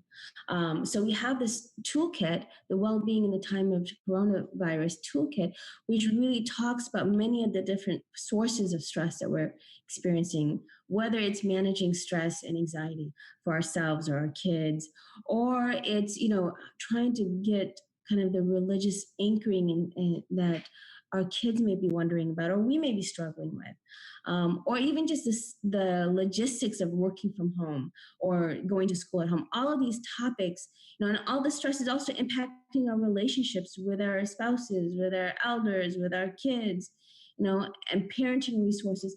So all of these resources are, if you go to the toolkit address, which is listed below, we can go through those, and there's a ton of resources to help you navigate the pandemic, to really help decrease your stress. And so I wanted to highlight one particular a section of that toolkit, which is a parenting section. And if you notice on the screen, there are a number of different resources. Again, our purpose is to make parenting easy for you, to give you the tools so you don't have to do the research. We've gotten the information for you. You just click and use those resources to help you decrease your stress, help you with your parenting. And so all of that's there to make life easier for you. In addition, given the pandemic, many of us are struggling with the increased usage of our kids being on the computers. And with everything being digital, it's really difficult for us to figure out what the appropriate limits are, how much to monitor, how to monitor, having conversations with our kids, and what it means to be a digital citizen. So again, there's another toolkit that's available, again, if you go on the website, that would give you resources to kind of handle this upcoming school year. In addition, we have a couple different webinars. But I think one of the things that really, as we talk about that, all of the different stress that we're undergoing right now, at a time like these, we really need to remind ourselves, what is our purpose as parents? What are we doing and why?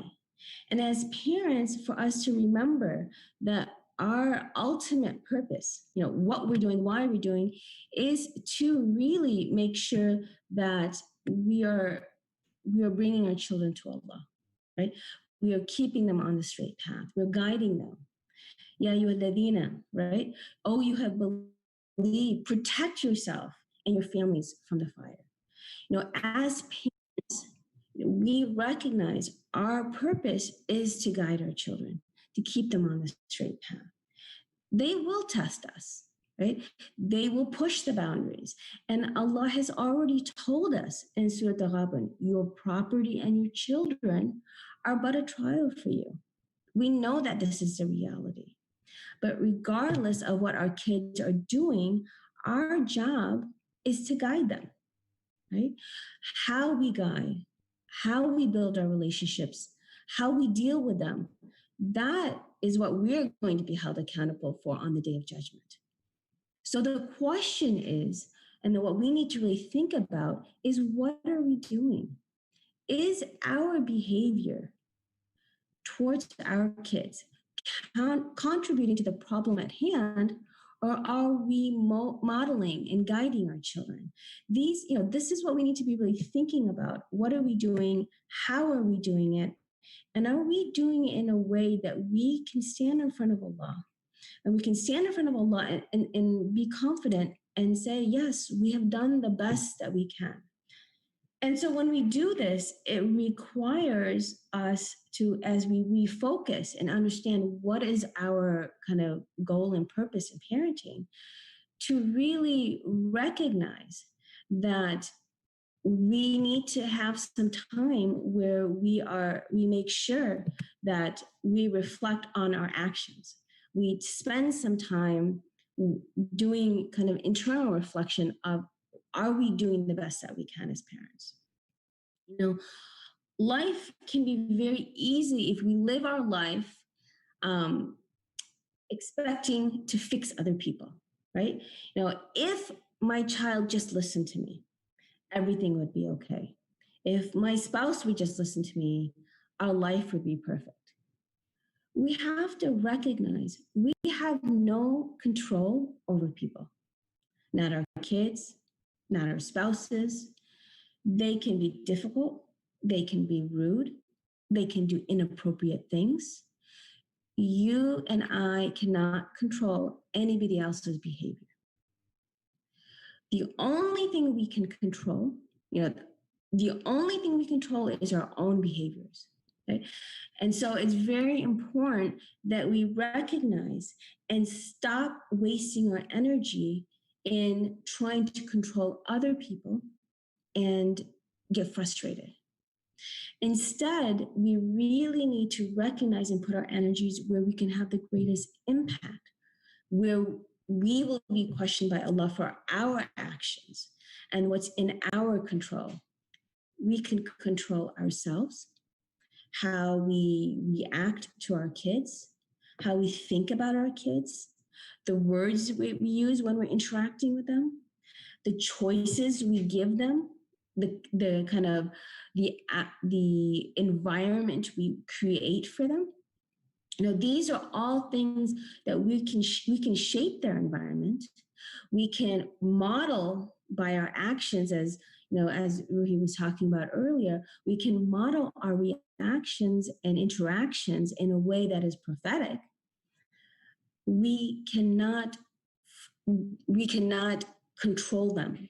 That's the only person who can do that is Allah subhanahu wa ta'ala. And so for us to realize that while we create that environment, we can guide, we can educate, we can mentor, we can create that loving connection, the control is within ourselves. We have to look at our ability to make that impact. So we really need to change the focus to our control. And so that's kind of why we really wanted to talk about what can we as parents do to increase the best possibility in being more effective with our kids. And so that requires looking inwardly. What are we doing? What are we saying? What are we thinking? How are we acting? And how are we contributing to the issues at hand?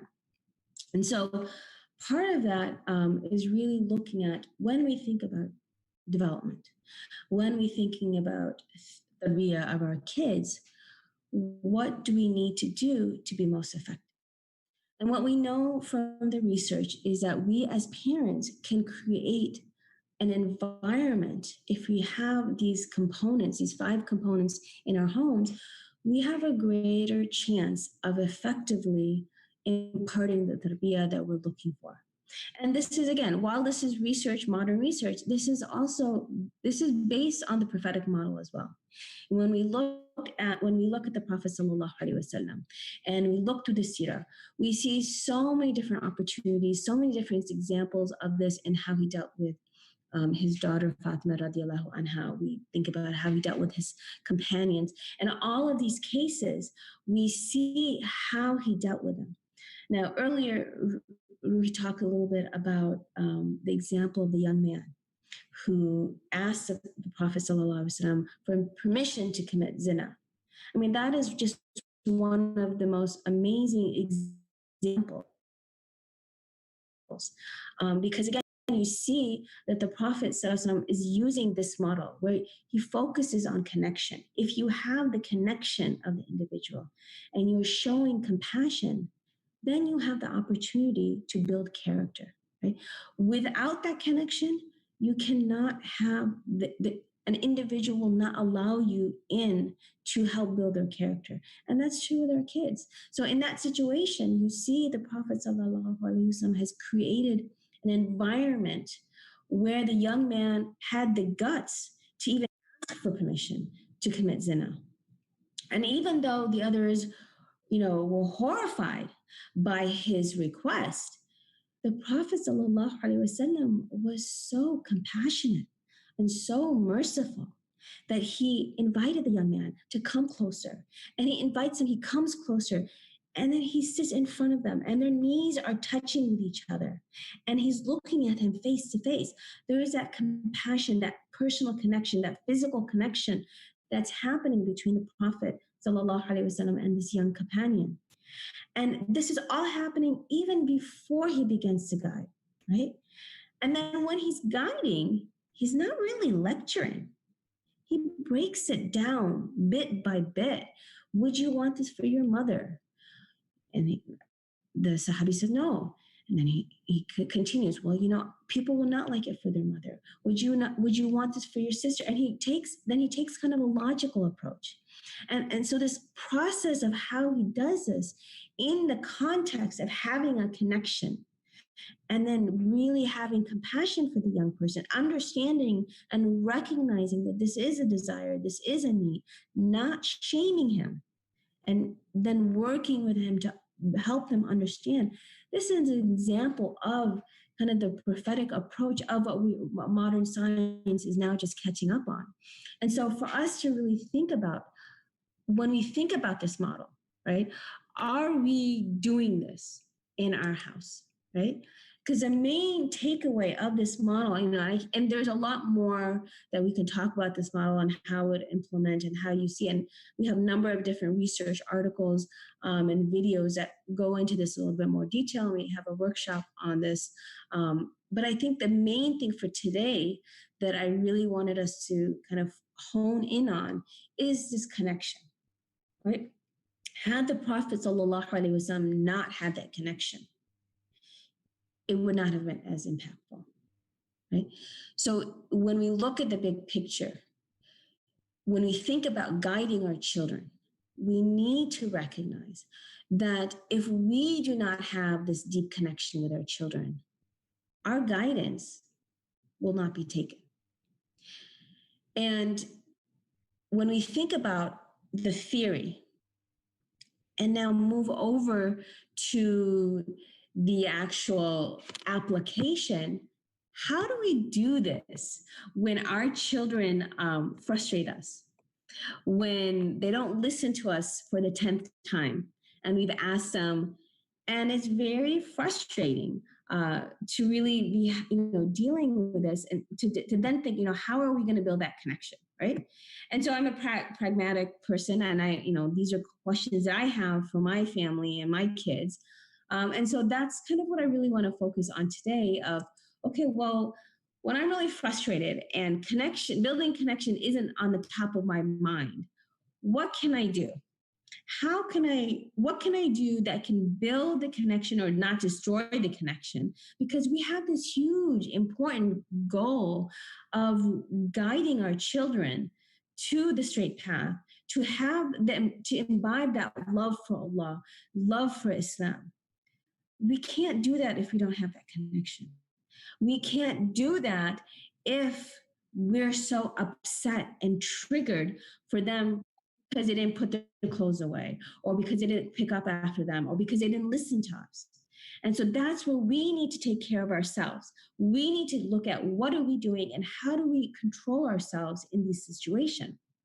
And so the first thing we really need to do is when we are very frustrated with our kids, which happens, I'm sure, with everybody every day.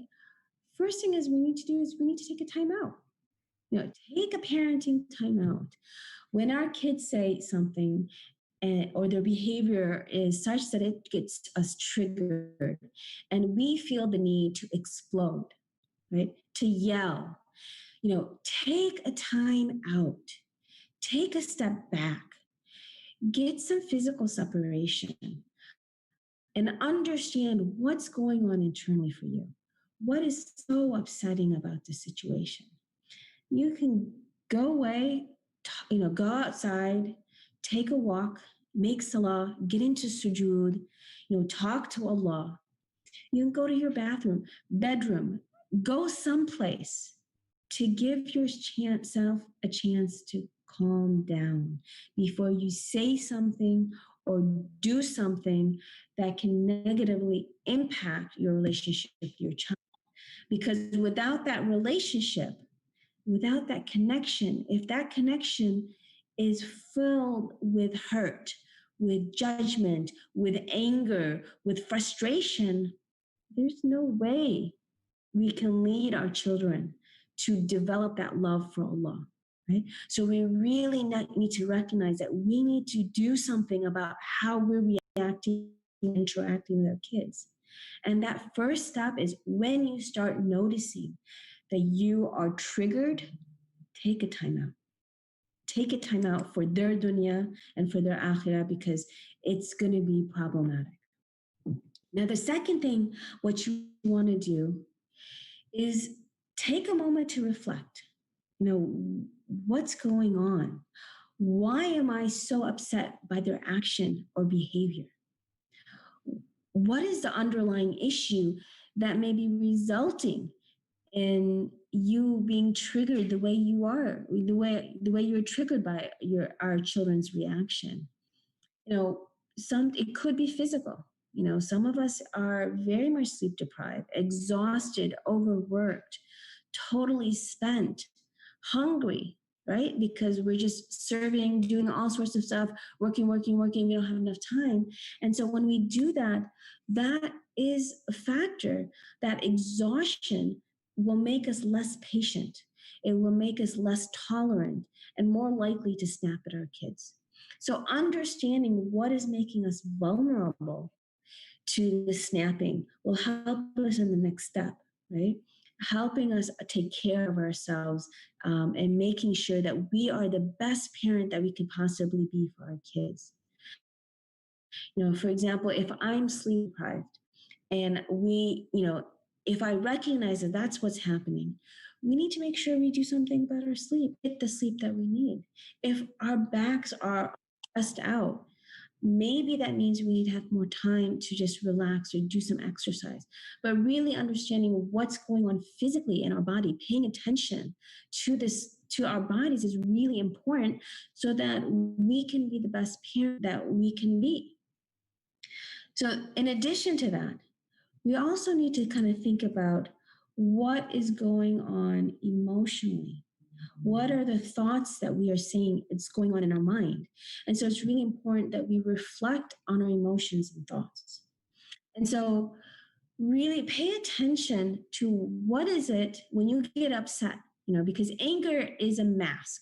Anger is usually masking another emotion that may be going on. And so it's really important that you pay attention to what are you saying to yourself inside in those moments of anger, in those moments of frustration with your kids. to really think what is going on. Because when you get a handle of that, then you can be more proactive and address it in a more healthy way. So one of the things that happens is most people don't take the time to stop and think about what's triggered them. We tend to just automatically react. You know, why are you doing this? How are you doing this? And we say the most hurtful things that damages our relationships. And we don't even recognize the long-term damage, right? So we tend to act automatically without reflecting, without paying attention to what's happening. But if we really want to make change, we need to take a moment. And so as we take the step one of creating some space, then and continuing to reflect, we need to think about what are the underlying emotions that are behind our anger, right? And there are usually many different things that are going on. It could be fear, it could be frustration, guilt, worry, embarrassment.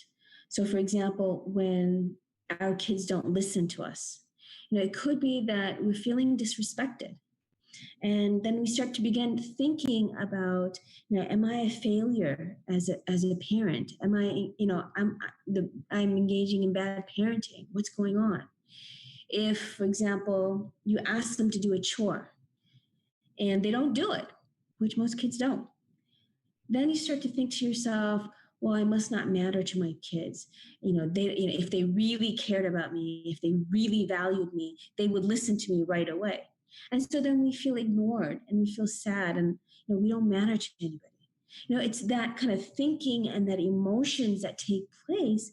If a child does something that is un-Islamic, there is that deep fear, obviously, that we're going to have, that concern, that worry, that, is their akhirah going to get lost? And so we're scared, and that anger and that frustration that comes out is really that fear. And so if we can identify what is underlying that fear, if we can understand what are we thinking to ourselves and watch those patterns, we can have a more intentional conversation with our child.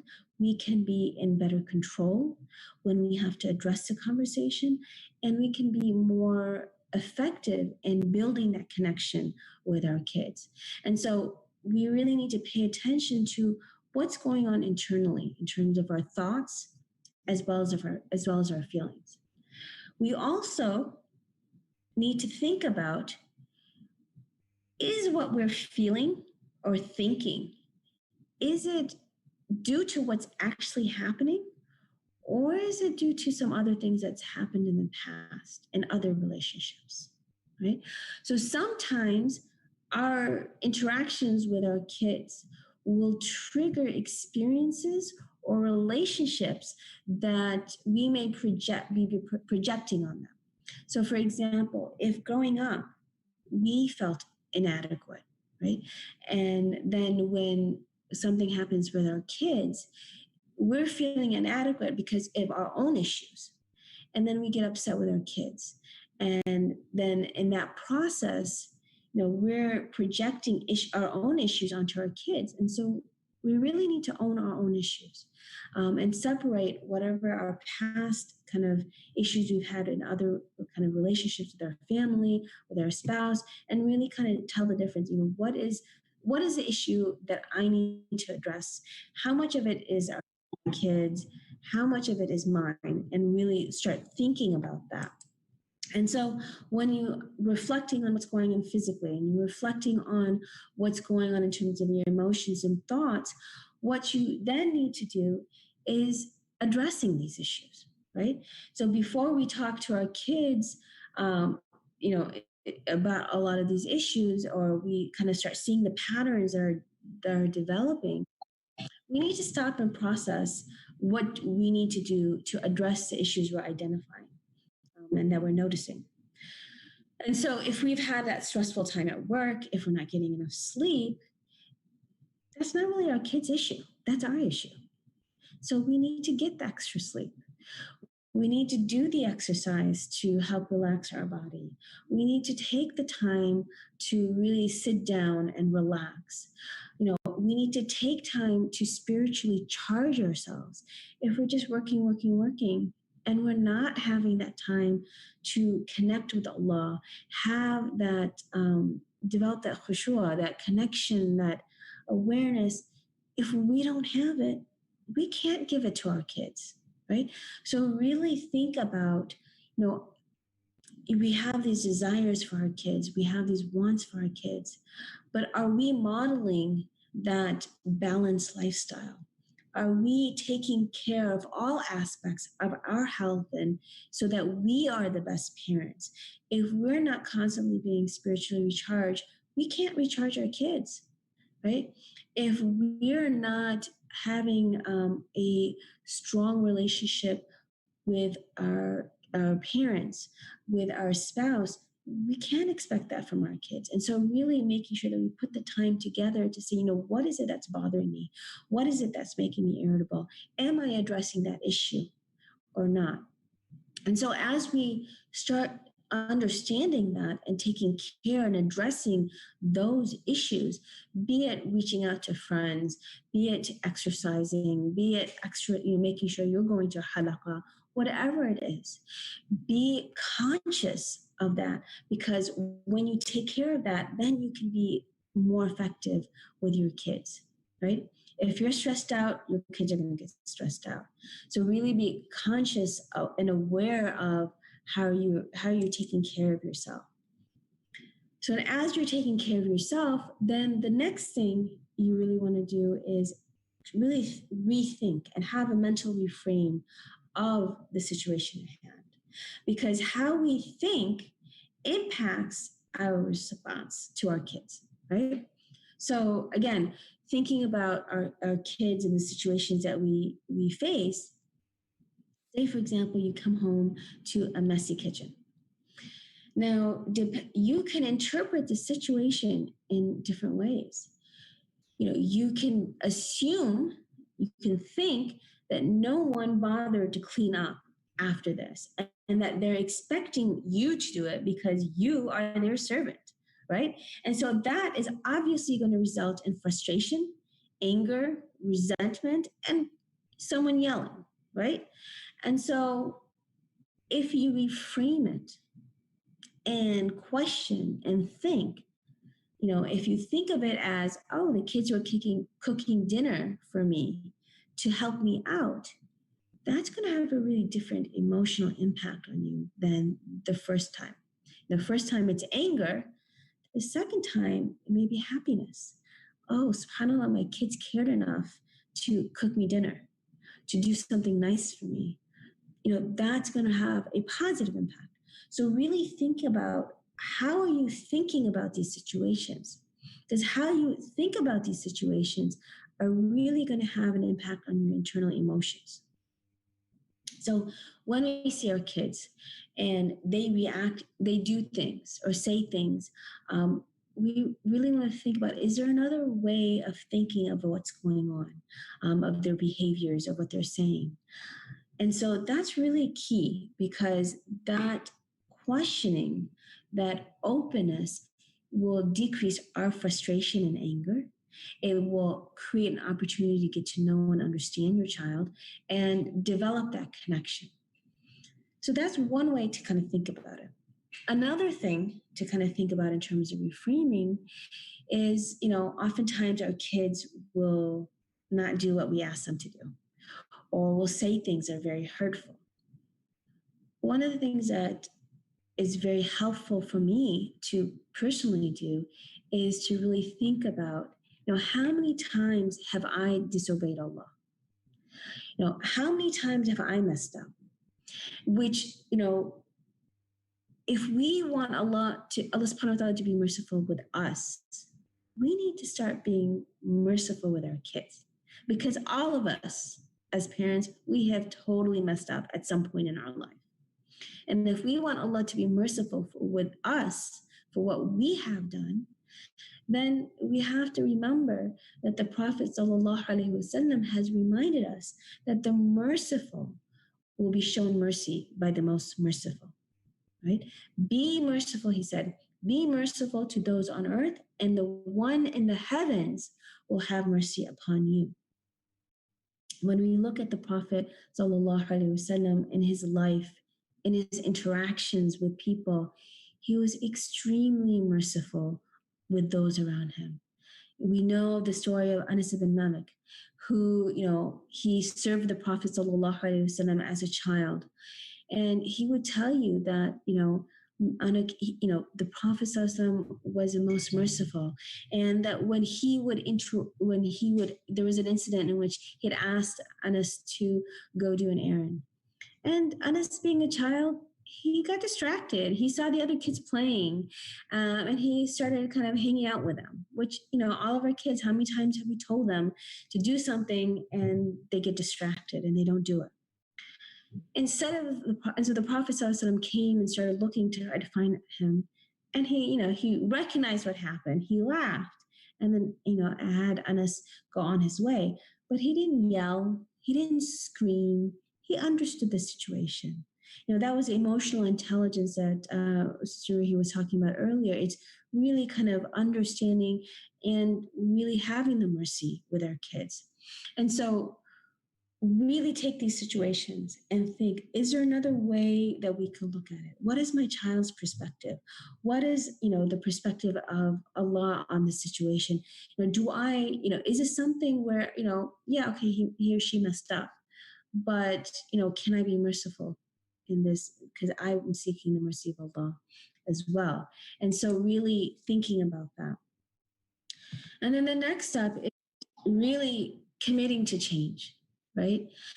As we gain more understanding of what's going on with us emotionally in terms of our thoughts, what are the things that we need to be working on ourselves, trying to control our frustration, understanding what's behind what's going on for ourselves when we get triggered by our kids' actions or inactions, to really, make sure that we're addressing these issues and making positive change towards that, right?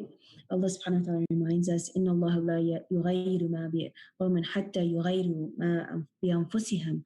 Allah does not change a condition of a people until they change what is within themselves. As we get to know ourselves as parents, as we understand what's underlying some of our frustrations with our kids, as we understand what's going on physically in terms of our thought process, in terms of our emotions, as we start addressing them, then we really need to do the hard work of doing what, some of the examples of what Sister Ruhi was talking about when we're engaging in kind of the tarbiyah approaches for our kids. Really recognize that we need to take the action. We need to be the model. We need to, really think about and be merciful so that we can guide our kids. There's no magic pill. There is no magic pill to having great kids. It is hard work. It is sacrifice. It is a lot of soul searching as parents, constant examination and reflection. And that's one of the things that we've been instructed to do, in various places in the Quran, to really reflect on our actions, different accounts of the companions, to take account of yourself before you're taken accounted for. And when we do this, we recognize where are the places that we as parents need to grow. What are the things that we need to change, and so that we can more effectively guide our kids. That hard work, that hard work is where as we're doing the work internally and we're doing the work of reaching out and connecting with our kids. When that happens, that is when, inshallah, we'll see that success that we're all searching for. So, and part of in that process is knowing where you can go to get those resources. If one thing is not working, try something else. The FYI, the Family Youth Institute, has so many resources that we are developing constantly, really thinking about you as a parent. What are the issues you're struggling with? What are the questions that you have? And so every day, Monday through Friday, we are sending out articles on all the different topics that we're struggling with. Bite-sized information to support your family, that so that you can really understand, what do I need to do to develop that relationship with my kids? How can I most effectively educate and build and develop and nurture my child so that they are anchored in this theme and they are engaging society, and really work towards making those changes that are needed. And inshallah, as we do that, there is no magic pill. We need to do that sacrifice as parents. And what we can do, as we realize, is it is hard work, it is persistence. We are going to have situations of things not working out right the way we want. We'll be disappointed. But if we're constantly keeping our eyes on the prize, if we're constantly dedicated and working towards that goal of guidance for our children, inshallah, we'll get to where we want to go. But I think it's important for us to come back and really think about, are we building those connections with our kids? Are we doing everything that we can to help them develop the love for Allah within them? And that starts with our relationship with them. If our kids don't feel loved by us, they're not going to listen to us. There's no way we can guide them. And so the ability to connect is the key ingredient for us to be able to successfully pass on this deen and to successfully nurture them to be, continuing on and on this path. And so when we think about, as we're sharing our deen and sharing our love for the deen, if we are rigid in our approach, we're going to drive our children away from the deen, from Islam. If, on the other hand, we are taking the prophetic example, we are showing them mercy, really thinking about what our issues and owning our issues and working on our issues, and we're connecting them, then our kids will want to be guided by us, want to learn from us, open to the guidance of coming closer to the deen. And so when we think about that, and if we really want to focus on building that connection so that we can raise our kids to be strong, confident, and proud Muslims. And so I want to share some additional resources to help build that connection for you and your kids. If you go to our website, the Family Youth Institute, we have a number of information, infographics, toolkits, reports, videos, really to raise your awareness. And this is research-based with clinical evidence. We've done the work for you. We're concerned about the next generation. We want to empower you with as much information, as much resource that we can give you so that we set ourselves and our families up for success. And so if you look on our website, thefyi.org, you can look at all of these resources. There's a ton there. Just take your time, go through them one by one, but there's a ton of information that can help you on this journey, this challenging and inshallah rewarding journey of parenting. And if you'd like more information, learn more about the work that we do, you can follow us on social media. And we'd really appreciate it if you could share with us how you appreciated the work that we've done, how this workshop, this lecture was, and give us feedback, because we're here to serve you. We're here to set our families up for success, and we want to know how better we can serve you. So Jazakallah khair for attending, and inshallah, I hope this was beneficial, inshallah. Assalamu alaikum. Wa alaikum assalam. Jazakallah khair, Sister Dr. Samira Ahmed. And we do have a couple questions, not a lot. I think you guys covered almost everything in the talks. Inshallah, I will go to the first question. And I will direct this to Sister Ruhi first, as she's going to be leaving. And then I will present the same question to you, inshallah. And we can benefit from both of your input, inshallah. The question that has come up here is how do we teach our children to love the deeds that we ask them to do, which are emphasized in Islam? That's a wonderful question, mashallah. And I think the answer is relatively simple. We try to break things down as simply as possible, particularly when we're dealing with younger children. Doing it yourself, showing the love for it. If you're enthusiastic, inshallah, that will translate over to the child's enthusiasm. If you're consistent, so something that seems important to you as a parent, again, put yourself in the position of the child and how you were with your parents. You looked up to them, you wanted to be just like them. There's that positive, feedback, and I think it's sort of a nice way to what's reflected, really. I mean, it's, you're looking at the mirror sometimes in this situation. If you're doing that, inshallah, that will create a natural way for your child to absorb it. I'm not an expert in child psychology, but this is what, the best we can take from our deen of the prophetic example is that the Prophet ﷺ, above all, was in action with what he did, and he taught by example. So his actually, doing it himself would then what? The Sahaba would emulate that. Those around him would emulate that, to the point where sometimes he would do things and they'd be like, is this something we should be doing as well? And so if you love the individual as they love the Prophet ﷺ, as your child loves you, then you're going to want to please them naturally. So inshallah, hopefully that's a good place to start. Obviously, when you get to older children, and I know that probably there are a lot of parents out there, I'm thinking, well, okay, well, we're not at this, now I'm facing the challenges. They suddenly feel like it's taking too much of my time. I don't have time for that. I've got to do this. I've got homework. I've got, something else. You're telling me to pray my sunnah when I can't even get through my fard. This kind of an attitude.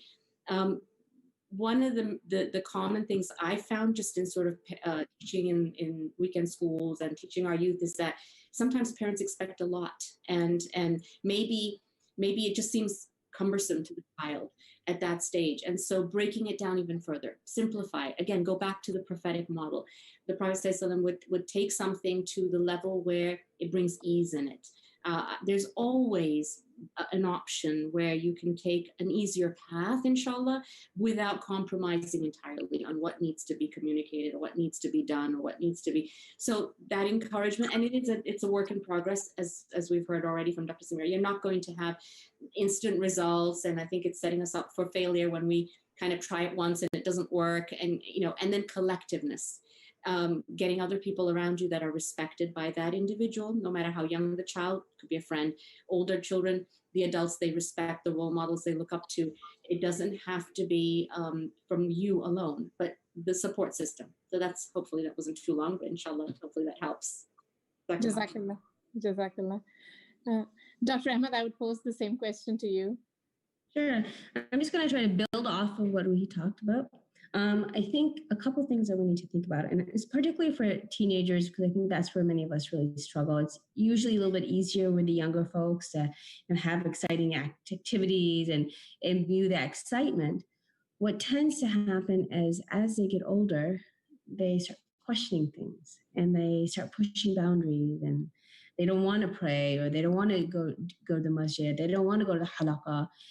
And part of what we want to do as parents is take a step back and kind of try to think what's going on with them. Ask questions.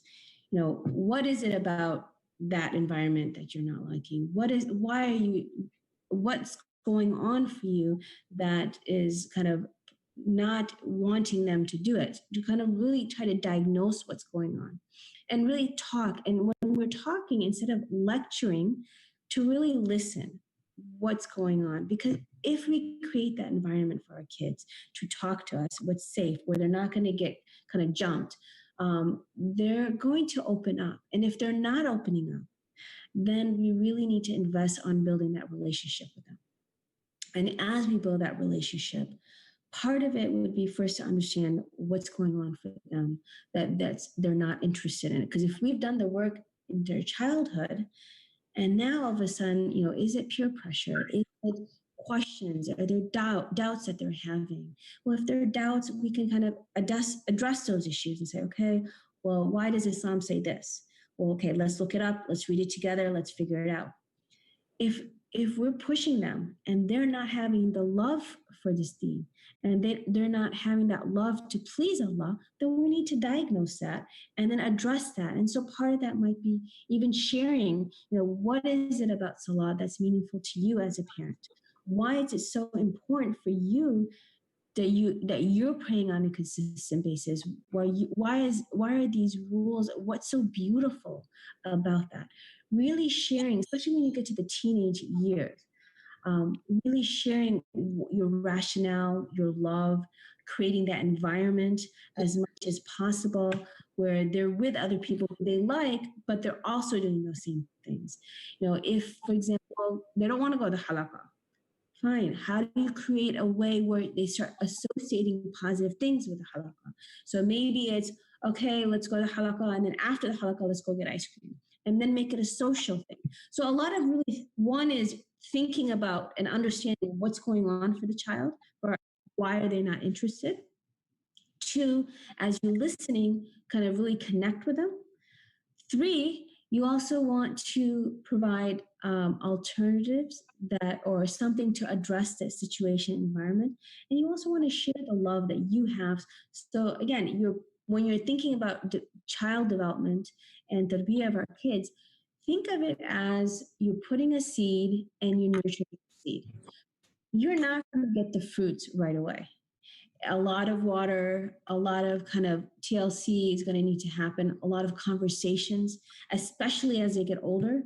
And they're going to have conversations when, in the most unexpected times. And so really being open and giving them that time to have those conversations on their turf, not necessarily our turf, giving that time and place. So those are some things that might help.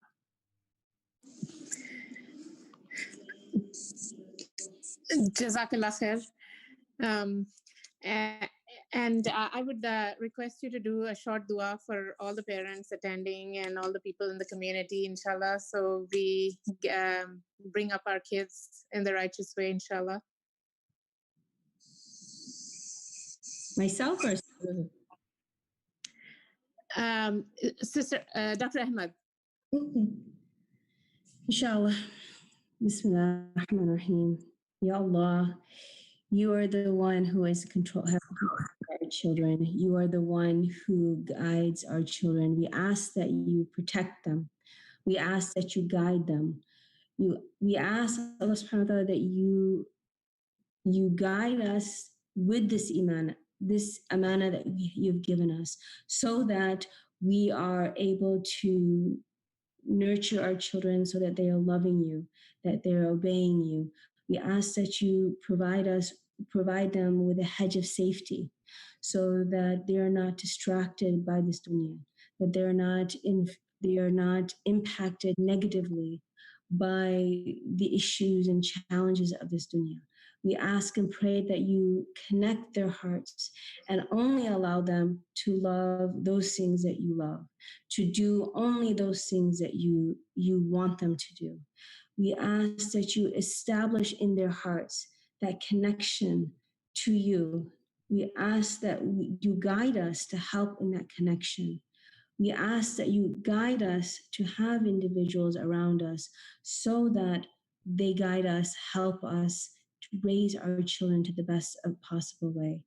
We ask that you guide us and help us to be persistent in showing the love for you and being the best models, that we constantly come back to you for guidance. We ask, Ya Allah, you are the one who can console us when we are frustrated, who can help us when we are beside ourselves. You are the one who can instill that sense of sukoon, that sense of contentment when we know there's nothing else to do. We ask that you help us in this process, Allah subhanahu wa ta'ala. We ask that you guide us.